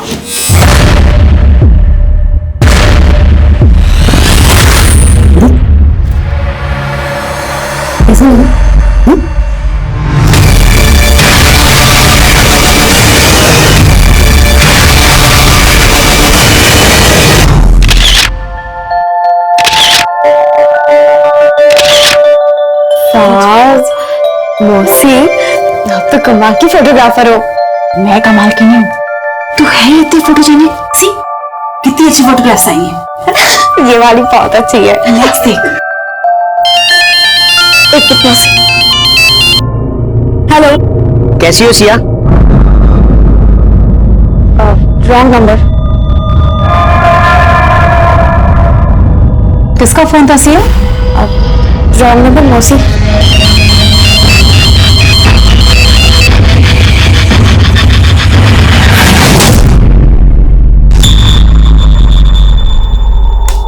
मुर्गन सही बोल रहा था। 2 महीने पहले ये सब हुआ था और ये सब डाकखाने वाले एरिया के सीसीटीवी में भी कैप्चर हुआ। डाकखाने वाले एरिया के पास ही मंदोदरी की लाश मिली थी। ये 2 लोग कौन है जिन्होंने प्रबोधन के चेहरे पर कालिक पोती? सर फिलहाल इनके बारे में कुछ पता नहीं चल पा रहा, लेकिन मैं उस लड़के और लड़की के परिवार वालों से भी मिला जिन्होंने भागकर शादी की थी और प्रबोधनी ने उनकी शादी के रिचुअल्स करवाए थे। लेकिन सर वो कपल काफी टाइम से गायब है और उनके परिवार वालों से भी मिलकर कुछ हाथ नहीं लगा, क्योंकि वो भी अपने बच्चों के टच में नहीं है। उन दोनों के परिवार वालों का कृष्णन और प्रबोधनी के परिवार को नुकसान पहुंचाने का स्ट्रांग मोटिव हो सकता है। रिटेल निकलवाओ। सरफराज की अपडेट? नहीं सर, अभी तक उसका कोई अपडेट नहीं है, लेकिन मैं सरफराज, बिंदिया और प्रबोधनी के सोशल मीडिया अकाउंट चेक करवा रहा हूं, शायद वहां से कुछ मिले। अमरगन सर, कावेरी गांव के बाहर एक जमीन कावेरी मंदिर के धर्मशाला के लिए खरीदी गई थी। वहाँ एक कुटिया भी है। अभी अभी फोन आया था कि उस कुटिया से बहुत गंदी बदबू आ रही है। ठीक है, पहुंचता हूं। फोरेंसिक टीम को बुला लो। सर, यहाँ अंदर बॉडीज। सर, जब हम लोग यहाँ पहुंचे तो दरवाजे को बाहर से ताला लगाया हुआ था। सर, यहाँ पे अंदर आके देखा तो सर ये तो प्रबोधनी और बिंदिया की लाश है, तो फिर सुमति कहाँ है? सर, यहाँ भोजन की खाली बोतल मिली है, आइसक्रीम के खाली कप्स। और दोनों के मुंह पे सूखे हुए झाग के निशान। और सर यहाँ देखिए, बांधे जाने का मार्क दोनों के पाँव पे, और यहाँ रस्सियां, लगता है इन्हें काफी दिनों से बांध के रखा गया था। और शायद ये पॉइजन इन्हें आइसक्रीम में मिलाकर खिलाया गया। आसपास के इलाके में पता करो पॉइजन कहाँ कहाँ मिलता है और किसने खरीदा, सबकी लिस्टिंग करो। Okay sir. धर्मशाला का काम फंड्स की कमी की वजह से बहुत पहले से बंद हो चुका था, तो मंदिर के लोगों के अलावा इस तरह यहाँ ताला लगा के कोई चला जाए मुमकिन नहीं लगता। प्रबोधनी और विंध्या की मौत के लिए जिम्मेदार लोग मंदिर से जुड़े हो सकते हैं, सबको हाजिर करो। साहब काफी वक्त से हम वहाँ गए नहीं है। तो क्या किसी और से कृष्ण की बेटी को वहां पर बंद करवाया था? ये देखो, ये किसी की चाल है मुझे बदनाम करने की। किसकी चाल? ये आपका काम है, आप ढूंढ निकालो। आप जैसा सोच रहे हो वैसे हिंसक लोग हम नहीं है। हिंसा तो आपने बाद में की थी सुधर जी, पहले तो आपने ही प्रबोधनी के मुंह पे कालिक पथवाई होगी। अरे सर, आप बेकार में मेरे पर शक कर रहे हैं साहब। उस धर्मशाला वाली जगह पर तो खुद गुरु जी का भी आना जाना था साहब। साफ साफ बोल, क्या कहना चाहता है? मैं बस इतना ही कहना चाहता हूँ कि साहब मैंने कुछ नहीं किया साहब। तो किसने किया?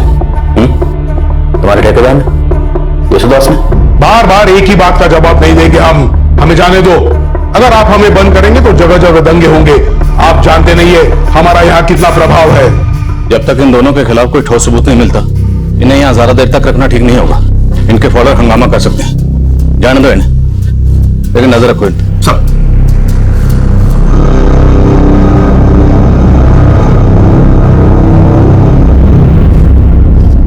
क्यों ये सब देख कर वही सब बातें याद कर रही हो? क्या सोच रही हो? कुछ नहीं अप्पा। मैं जानता हूँ, बार बार पुलिस के यहाँ आने से तो घबरा गई है, पर डर मत। मैंने जो समझाया है वही करना। किसी को भी विंध्या की मम्मी की वो बातें बताना मत।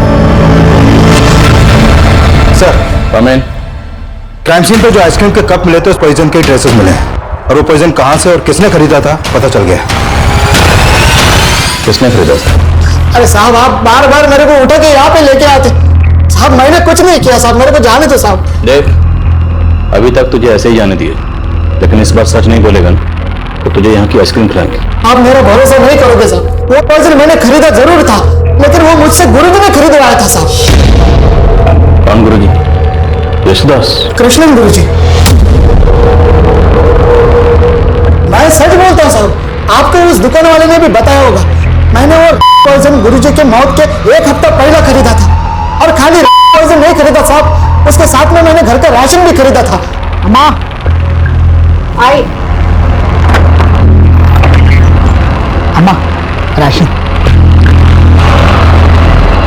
मेरे को शक है कि गुरुजी ने ही वो पॉइजन निकल के उस धर्मशाला वाली कुटिया में ले गए होंगे। तो अब तू ये नई कहानी सोच कर आया?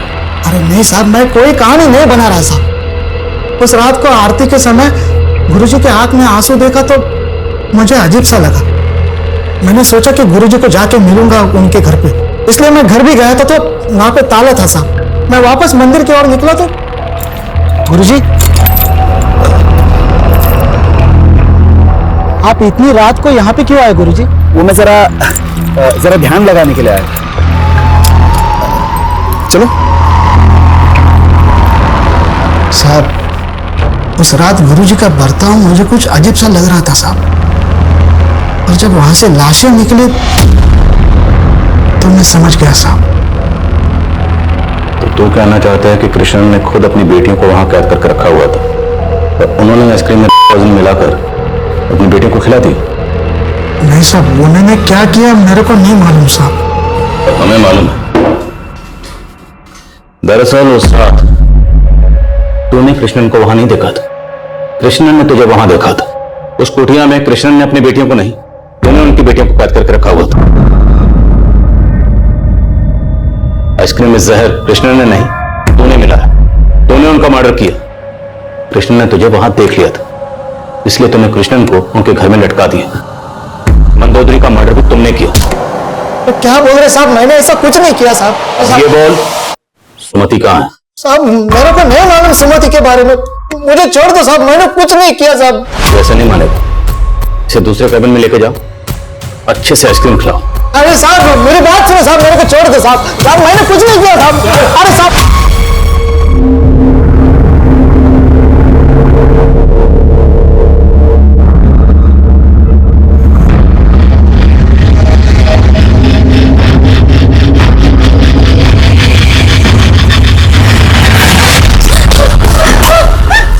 बेशरम, कहीं मुंह दिखाने लायक नहीं छोड़ा तुमने हमें।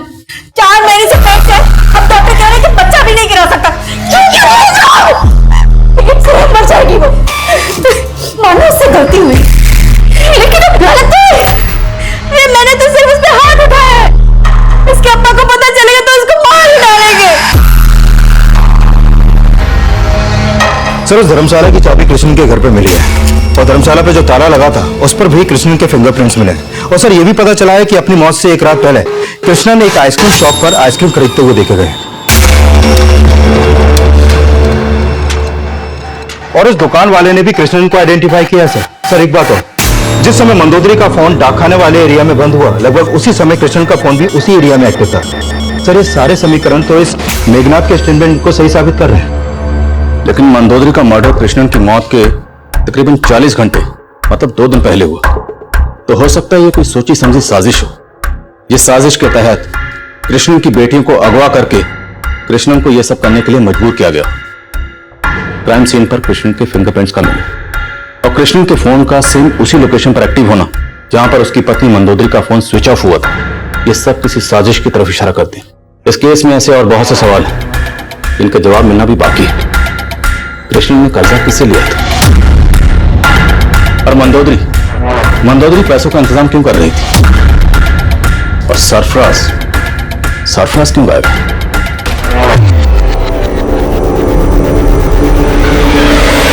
और वो 2 लोग कौन थे जिन्होंने प्रबोधनी के चेहरे पर कालिख पोती थी? और सबसे अहम सवाल, सुमति कहां है? खा ले। और कुछ सोचा है तुमने उसके बारे में जो मैंने तुम्हें बोला था, या यूं रो रो के मरना है? मैं आपकी बात मानूंगी तो आप मुझे छोड़ दोगी? सोचूंगी।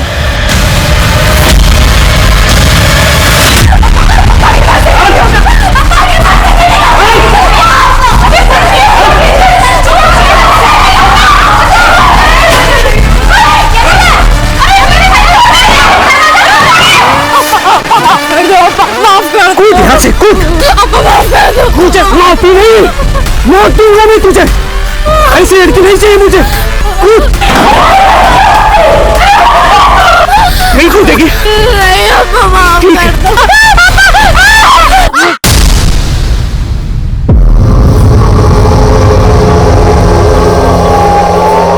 सर, प्रबोधनी और विंध्या की पोस्टमार्टम रिपोर्ट के मुताबिक इन दोनों की मौत जहर खाने से हुई, जो इनको आइसक्रीम में मिलाकर दिया गया। सर, इन दोनों की मौत कृष्णन की मौत से 4 घंटे पहले हो गई थी। मतलब मंदोदरी का कत्ल इनसे 36 घंटे पहले हुआ। सर, इस रिपोर्ट में यह भी सामने आया है कि विंध्या सेक्सुअली एक्टिव थी, जबकि प्रबोधनी वर्जिन। विंध्या सिर्फ 16 साल की थी और विंध्या की लाइफ में सिर्फ ये सरफराज था। मतलब विंध्या के सरफराज के साथ फिजिकल रिलेशन थे। सर, कृष्णन के गुस्से की वजह यह बात भी हो सकती है। कृष्ण ने एक बेटी की सजा पूरे परिवार को क्यों देगा? पर सर, यह भी तो हो सकता है कि सर बेंगलुरु पुलिस ने सरफराज का पता लगा लिया है। वो बेंगलुरु में ही अपने एक दोस्त के घर पे छिपा हुआ है।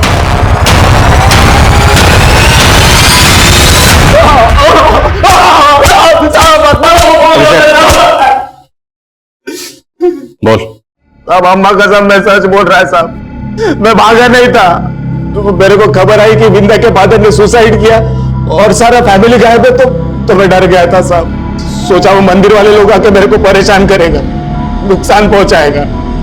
विंध्या के फादर कृष्णन को पता था कि तुम्हारी विंध्या के साथ सिर्फ दोस्ती नहीं, फिजिकल रिलेशन भी थी? नहीं सर, हम लोग में ऐसा कोई रिलेशन नहीं था सर, बल्कि हम लोग में अच्छी दोस्ती थी। और 2 महीने पहले पता नहीं अचानक विंध्या ने वो खत्म कर दी।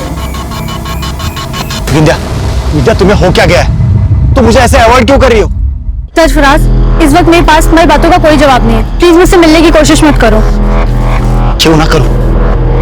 मैं प्यार करता हूं तुमसे, और ये अचानक से क्या हो गया तुम्हें? मैं तुम्हें कुछ भी अभी नहीं बता सकती, प्लीज छोड़ दो मुझे। विंध्या, उस दिन कामाक्षी के पापा ने मेरे को देख लिया था, मुझे लगा वो विंध्या के पापा को जाके बताएंगे, इसलिए साहब मैं चिप गया था, मैं भागा नहीं था साहब। यहां तेरी कोई सफाई नहीं चलने वाली। अगर ये सरफराज वाकई सच बोल रहा है तो ऐसी क्या वजह रही होगी कि विंध्या ने उसे 2 महीने पहले अवॉइड करना शुरू कर दिया? और वो कौन है जिसके साथ विंध्या के फिजिकल रिलेशन थे? विंध्या सेक्सुअली एक्टिव हुई। सूत्रों से पता चला है कि यही मान रही है कि कृष्णन ने ही अपने पूरे परिवार का मर्डर किया है। विंध्या और उसके बॉयफ्रेंड सरफराज के खिलाफ कोई भी ठोस सबूत नहीं मिल पाया है। और अगर कृष्णन ने ही अपने पूरे परिवार का मर्डर किया है तो क्या इसके पीछे का राज ये है कि कृष्णन का अपनी खुद की बेटी के साथ नाजायज संबंध था? अरे मीडिया वही कहती है जो पुलिस उन्हें बताती है, और वो पुलिस तो कुछ कर नहीं पा रही है, और इसलिए वो कृष्णन के ऊपर ऐसे घिनौने आरोप लगा रही है। ये हम कभी बर्दाश्त नहीं करेंगे। हमने ऐसी कोई थ्योरी नहीं बनाई थी कि कृष्णन की अपनी बेटी के साथ नाजायज ताल्लुकात थे, लेकिन मीडिया के अनुमान ने माहौल काफी बिगाड़ दिया था। हमने तुरंत प्रेस कॉन्फ्रेंस करके ये यकीन दिलाया कि हम कृष्णन के परिवार के गुनाहगारों का जल्द से जल्द पता लगाएंगे। तब हमने महसूस किया कि इस परिवार पर जो गुजरी थी उसकी वजह 2 महीने पुरानी थी। उसी दौरान मंदोदरी पैसों का इंतजाम करने में जुटी थी। उसी दौरान मंदोदरी ने भरतनाट्यम की क्लास लेना बंद किया था, और उसी दौरान कृष्णन का परिवार चालीसा यानी 40 दिन का उपवास रख रहा था। हमने इस टाइम पीरियड पर फोकस किया और कई नए नतीजे सामने आए। सर कम इन। सर, मंदोदरी की मौत से 2 महीने पहले के उसके पुराने कॉल रिकॉर्ड में एक फेक आईडी का नंबर मिला है। फेक आईडी का नंबर? हाँ सर, ये देखिए। और उस दौरान इस नंबर से मंदोदरी को काफी कॉल होते थे। और सर, मैंने चेक किया कि किशन की मौत से 55 दिन पहले मंदोदरी विंध्या और उसकी दोस्त कामाक्षी को लेकर चेन्नई गई थी। कामाक्षी भी उनके साथ गई थी? हाँ सर, मंदोदरी ने चेन्नई जाने वाली एक ट्रेन में टिकट बुक कराई थी, और ये टिकट कामाक्षी, विंध्या और मंदोदरी के नाम पर बुक थी। और सर, वो फेक आईडी का नंबर जिससे मंदोदरी को कॉल होते थे, वो नंबर भी अक्सर चेन्नई में एक्टिव रहता था। हाँ अंकल, आंटी मुझे और विंदा को चेन्नई ले गई थी। तुम लोग वहां पे 3 दिन थे, कहाँ रुके थे? वो आंटी के सहेली के यहाँ। कौन से? क्या नाम? हम उन्हें आंटी बोलते थे, तो मुझे उनका नाम नहीं पता, और वो कहाँ रहती है मुझे ये भी नहीं पता। आपको तो पता होगा। मंदोदरी आपकी बेटी को लेकर कहाँ गई थी? नहीं सर, मुझे भी याद नहीं है। मेरा बहुत भरोसा था उन लोगों पे, इसलिए पूछा नहीं। कामाक्षी उनके साथ घूमने जाना चाहती थी, इसलिए अलाउ कर दिया।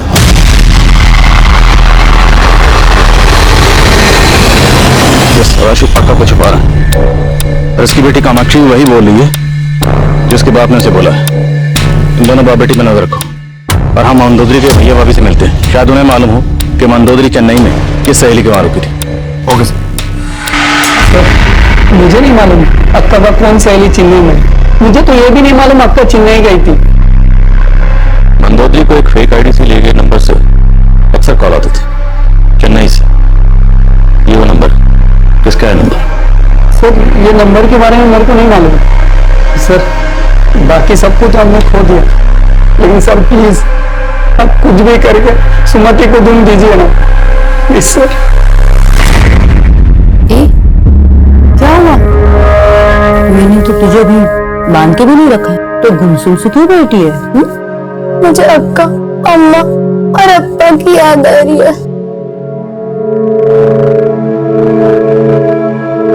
आप मुझे कब ले जाओगे उनके पास?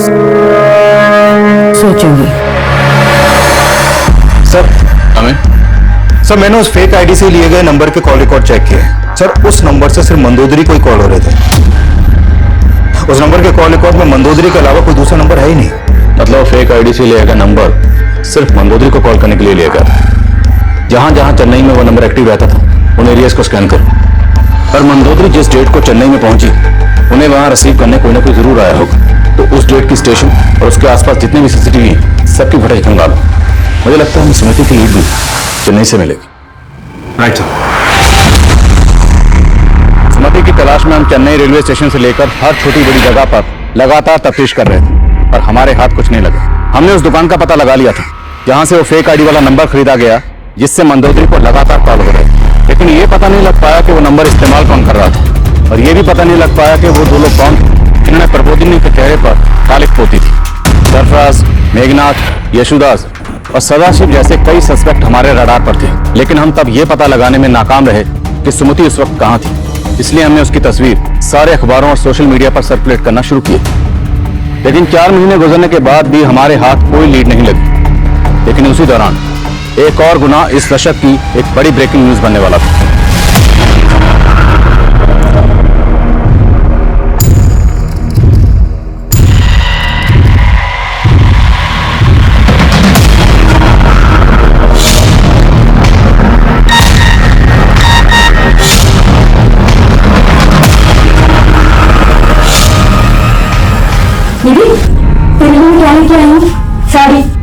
अच्छी है ना? अरे वाह! मुझे नहीं चाहिए आंटी, मैं आपकी सारी बातें मानती हूँ और मुझे घर का भी लेके जाएंगी। अरे तेरे लिए तो कर रही हूँ मैं। देख, ये साड़ी पहना के सजा के तुझे घर पे भेजूंगी, तो बहुत सुंदर लगेगी। हाँ, चल जा जा।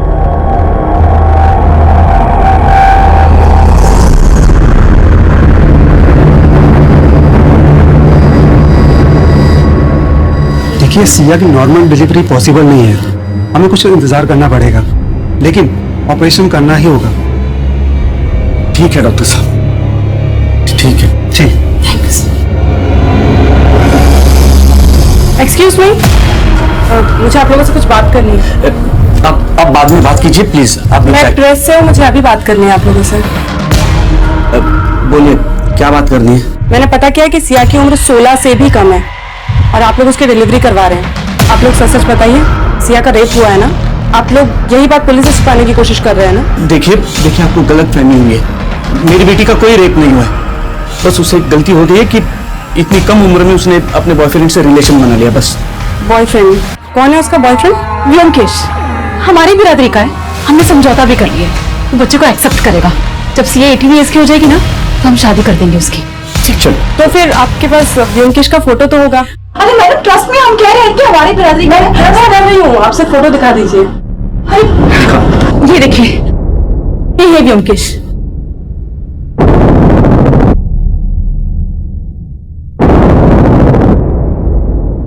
एक मिनट, तुम व्योमकेश हो ना?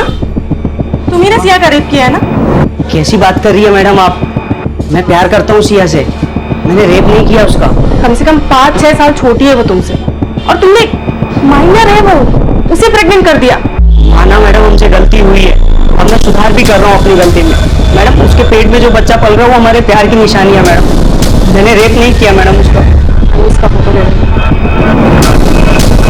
सिया के पेरेंट्स के खिलाफ जाकर रिपोर्टर दमयंती ने खलबली पैदा कर उसने अखबारों में छाप दिया कि सिया के पेट में रेप चाइल्ड। मिनिस्ट्री को इसकी भनक लग गई और उन्होंने इसकी जांच की, लेकिन सिया के पेरेंट्स के बयान के बाद व्योमकेश को रेपिस्ट नहीं बल्कि एक ऐसा लवर मानकर सराहा जाने लगा जो हर हाल में सिया को अपनाना चाहता था। अलग अलग पॉलिटिकल पार्टीज के नेता, सोशल वर्कर सब सिया के शुभचिंतक बन गए।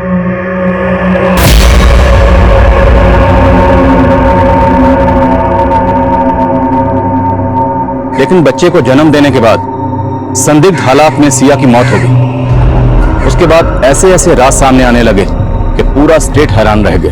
सिया की मौत के बाद से उसका बॉयफ्रेंड व्योमकेश फरार है, जिससे सवाल ये उठता है क्या वाकई में व्योमकेश उस बच्चे का पिता था या फिर किसी गुनाह को छुपाने की साजिश की जा रही है। देखिए, मुझे तो लगता है कि सिया का मर्डर भी एक साजिश है। आखिर में वेंकट ही मिला था सिया से, और मुझे तो डाउट है कि ये व्योमकेश भी वेंकट का ही एक मोहरा है। असल में वेंकट का ही रिलेशन था सिया के साथ। देखिए, बिना किसी आधार के शमिता मेरे ऊपर आरोप लगा रही है। ये मेरे को बदनाम करने का उसका साजिश है और उसका फायदा वो अगले इलेक्शन में उठाना चाहती है। इसलिए ये केस भी मेरी अगुवाई में ब्यूरो ऑफ इन्वेस्टिगेशन को सौंप दिया गया और अब सिया के केस में हमें कृष्ण के परिवार के साथ हुए गुनाहों के जवाब भी मिलने वाले। सिया ने तो हमें यही बोला था कि व्योमकेश उसका बॉयफ्रेंड था। ये व्योमकेश अब कहाँ? वो पता नहीं, वो सिया अपनी मासी के घर गई थी रहने के लिए, वही मिला था। और उसके साथ 2 दोस्त भी थे, अश्विन और राघव। राघव और अश्विन का? वो तो सिया की मासी कामिनी को ही पता है। कामिनी बेंगलुरु में कहाँ रहती है?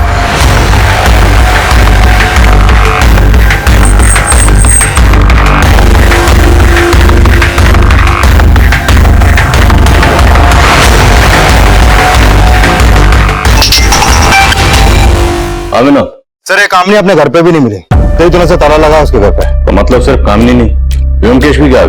ढूंढो इन दोनों को और व्योमकेश के दोस्तों का पता लगाओ। Okay sir. सर, आपके लिए एक लेटर आया है, लेकिन भेजने वाले ने इसके ऊपर अपना नाम पता कुछ नहीं लिखा है। लेटर?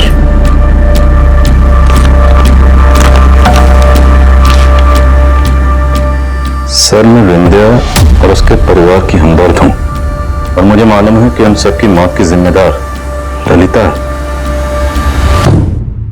पिछले 4 महीने से हमें कृष्णन के केस में कोई लीड नहीं मिले और आज अचानक ये लेटर लिखा किसने? और ये ललिता कौन है? नहीं सर, मैं कोई ललिता को नहीं जानता हूँ, जो अक्का और जिया जी के परिवार को जानता हूँ। सर, ये लेटर आपको किसने भेजा? भेजने वाले ने अपना नाम पता कुछ भी नहीं लिखा, लेकिन इतना दावा जरूर किया कि कृष्ण और उसके परिवार की मौत की जिम्मेदार ललिता है। इसका मतलब सुमति भी? देखिए, अभी कुछ भी दावे के साथ नहीं कहा जा सकता। अभी तो ये भी कहना मुश्किल है कि लेटर सच्चा है झूठा है। और ये ललिता कौन है? सर, वो कामाक्षी बोल रही थी, मंदोदरी अक्का उन्हें चेन्नई में उनके कोई सहेली के पास ले गई थी। सर, ये ललिता वही तो नहीं? अंकल, मैंने बोला था ना, मुझे मंदोदरी आंटी की सहेली का नाम नहीं मालूम। और क्या तुम ललिता नाम की किसी औरत को जानती हो जो विंध्या की फैमिली को जानती हो? नहीं अंकल। लेकिन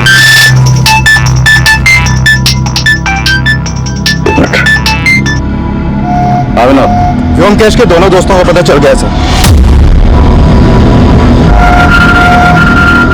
हमने कुछ नहीं किया सर, वो व्योमकेश ने उसके साथ क्या? हमने पता लगाया, तुम दोनों भी व्योमकेश के साथ सिया की मौसी के घर गए थे। क्या करने गए थे? बोलो।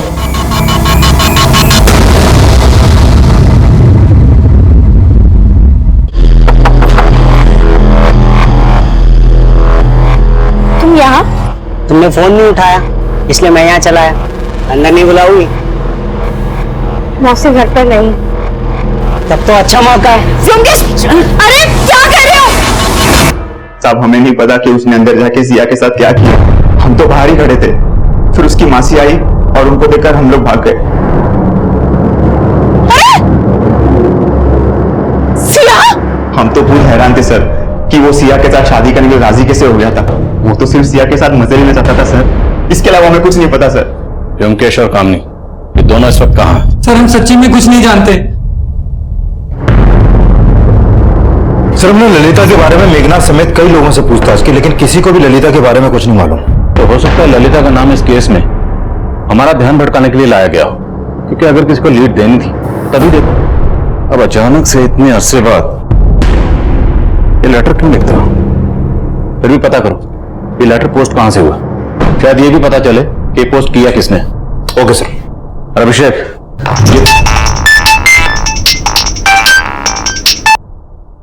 यस मुरगन। सर, हमारे खबरी सुमति की तलाश कर रहे थे, तो गोमांतक गांव से एक इन्फॉर्मेशन मिली है। कैसी इन्फॉर्मेशन? सर, गोमांतक गांव में एक पुजारी है जो एक चाइल्ड मैरिज करने वाला है। एक औरत उसे लगातार मिल रही है, और जिस लड़की की वो चाइल्ड मैरिज करने वाला है उसकी उम्र करीब 14 साल है। तो हो सकता है कि वो लड़की सुमति हो। हमारी टीम तुरंत तुमसे कांटेक्ट करेगी, तब तक उस पर नजर रखो।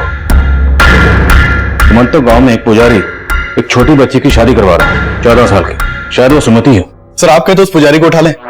नहीं, अभी पुजारी को उठाएंगे तो उस औरत को शक होगा। अभी चुपचाप गांव में जाओ और पुजारी पर नजर रखो और पता लगाओ कि जिस छोटी बच्ची की वो शादी करवा रहा है क्या वो वाकई सुमति है। Okay sir.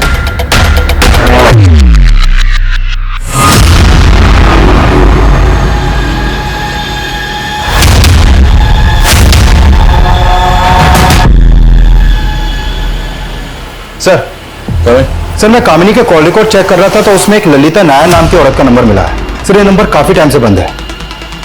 ये उसका फोटो है सर। ये फोटो हमें मोबाइल नेटवर्क सर्विस प्रोवाइडर से मिला है।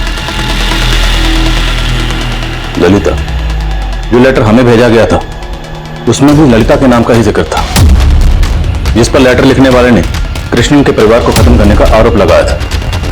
और सिया का केस आते ही अचानक से वो लेटर हमें भेजा गया। तो क्या वो ललिता और ये ललिता दोनों एक ही? सर, कुछ कह नहीं सकते हैं, लेकिन इस ललिता का नंबर भी चेन्नई के एड्रेस पर रजिस्टर्ड है।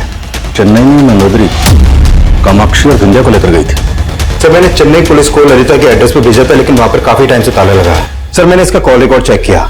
इसका कॉल रिकॉर्ड वेंकट समेत कई बड़े बड़े नेताओं और उद्योगपतियों के नंबर से भरा पड़ा है। और इस लीडर वेंकट पर सिया के रेप का आरोप लगा था। मिलना पड़ेगा इस वेंकट को। और इस ललिता नायर की फोटो कामाक्षी को दिखाते हैं। हो सकता है ललिता वही ललिता हो जिससे मिलने के लिए मंदोदरी कामाक्षी और विंध्या के साथ चेन्नई गई थी। ये ललिता कौन है मेरे को नहीं मालूम। मेरे पास ऐसा बहुत फोन आता है जो मेरा पीए उठाता है। मेरे को तो लगता है कि ललिता का कॉल आना भी एक चाल था। सर,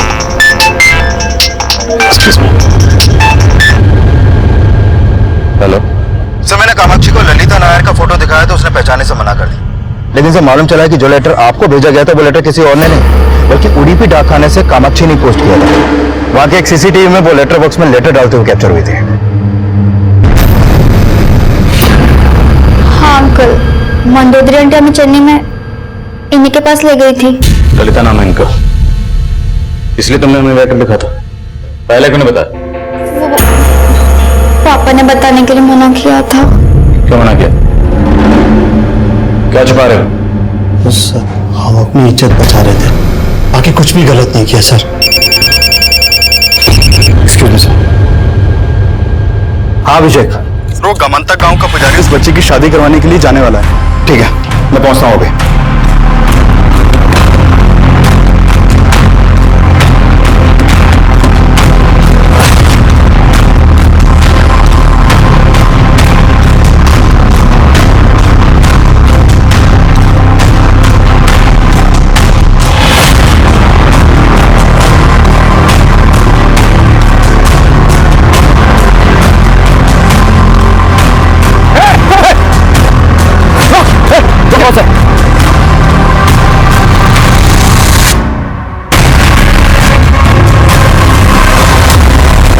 सर बड़ी मुश्किल से मेरे बेटी का रिश्ता एक जगह तय हो गया था।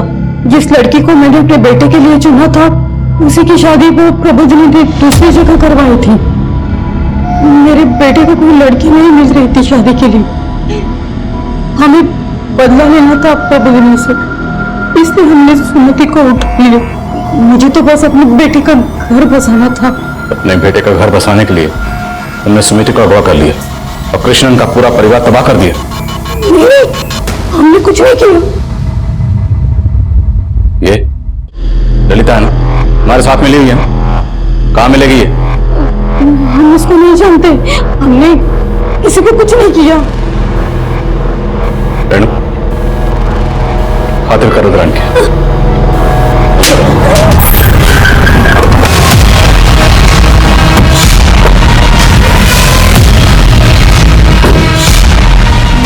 मंदोदरी आंटी मुझे और वृंदा को यहीं लेकर आई थी सर, ललिता आंटी के पास।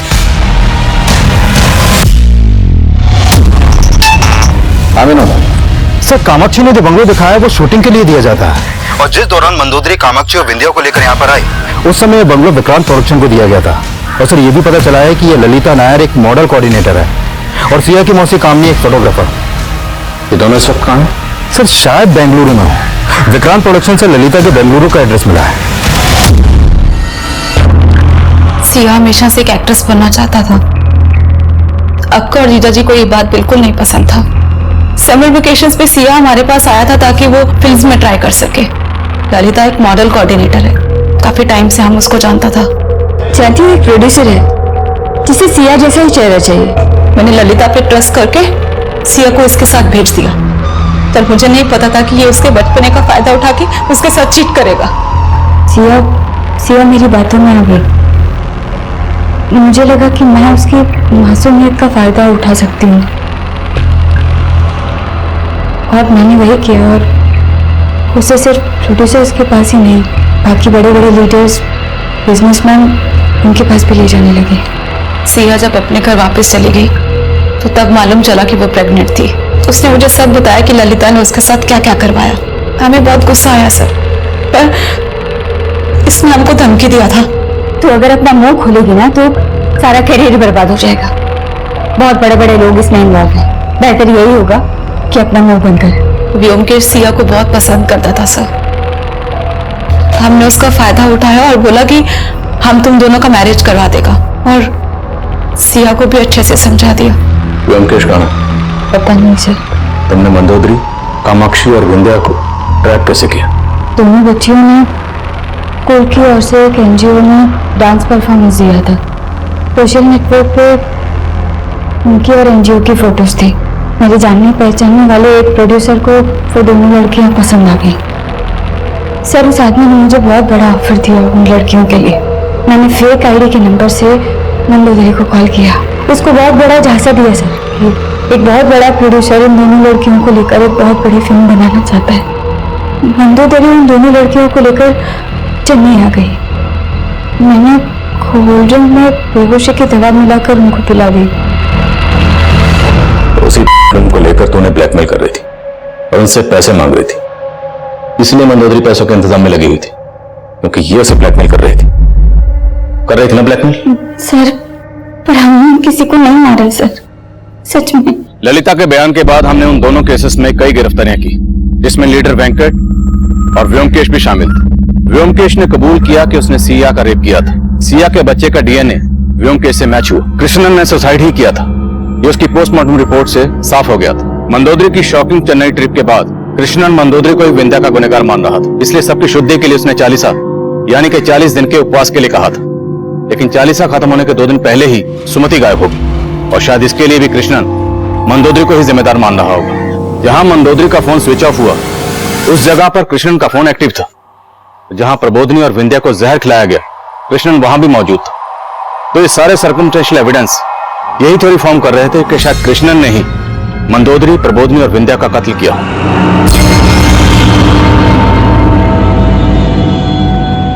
कृष्णन ने यह सब क्यों किया, किन हालात में किया, यह हमेशा एक अनसुलझी पहेली ही रहेगी। लेकिन इन दोनों केसेस में जो कुछ सामने आया वो कई संजीदा सवाल खड़े कर रहा है। हर फील्ड में औरतों को काम देने से लेकर और कई वजहों से उन्हें गलत नीयत से इस्तेमाल किया जाता है। अब मैं आदिल खान आपसे इजाजत लेता हूं, आपसे फिर मुलाकात होगी एक और नए केस के साथ। तब तक देखते रहिए क्राइम पेट्रोल दस्तक। मकसद बताना नहीं, बचाना है। इस तरह के और भी एपिसोड देखने के लिए हमारे चैनल को सब्सक्राइब करें और बेल आइकन दबाना ना भूलें।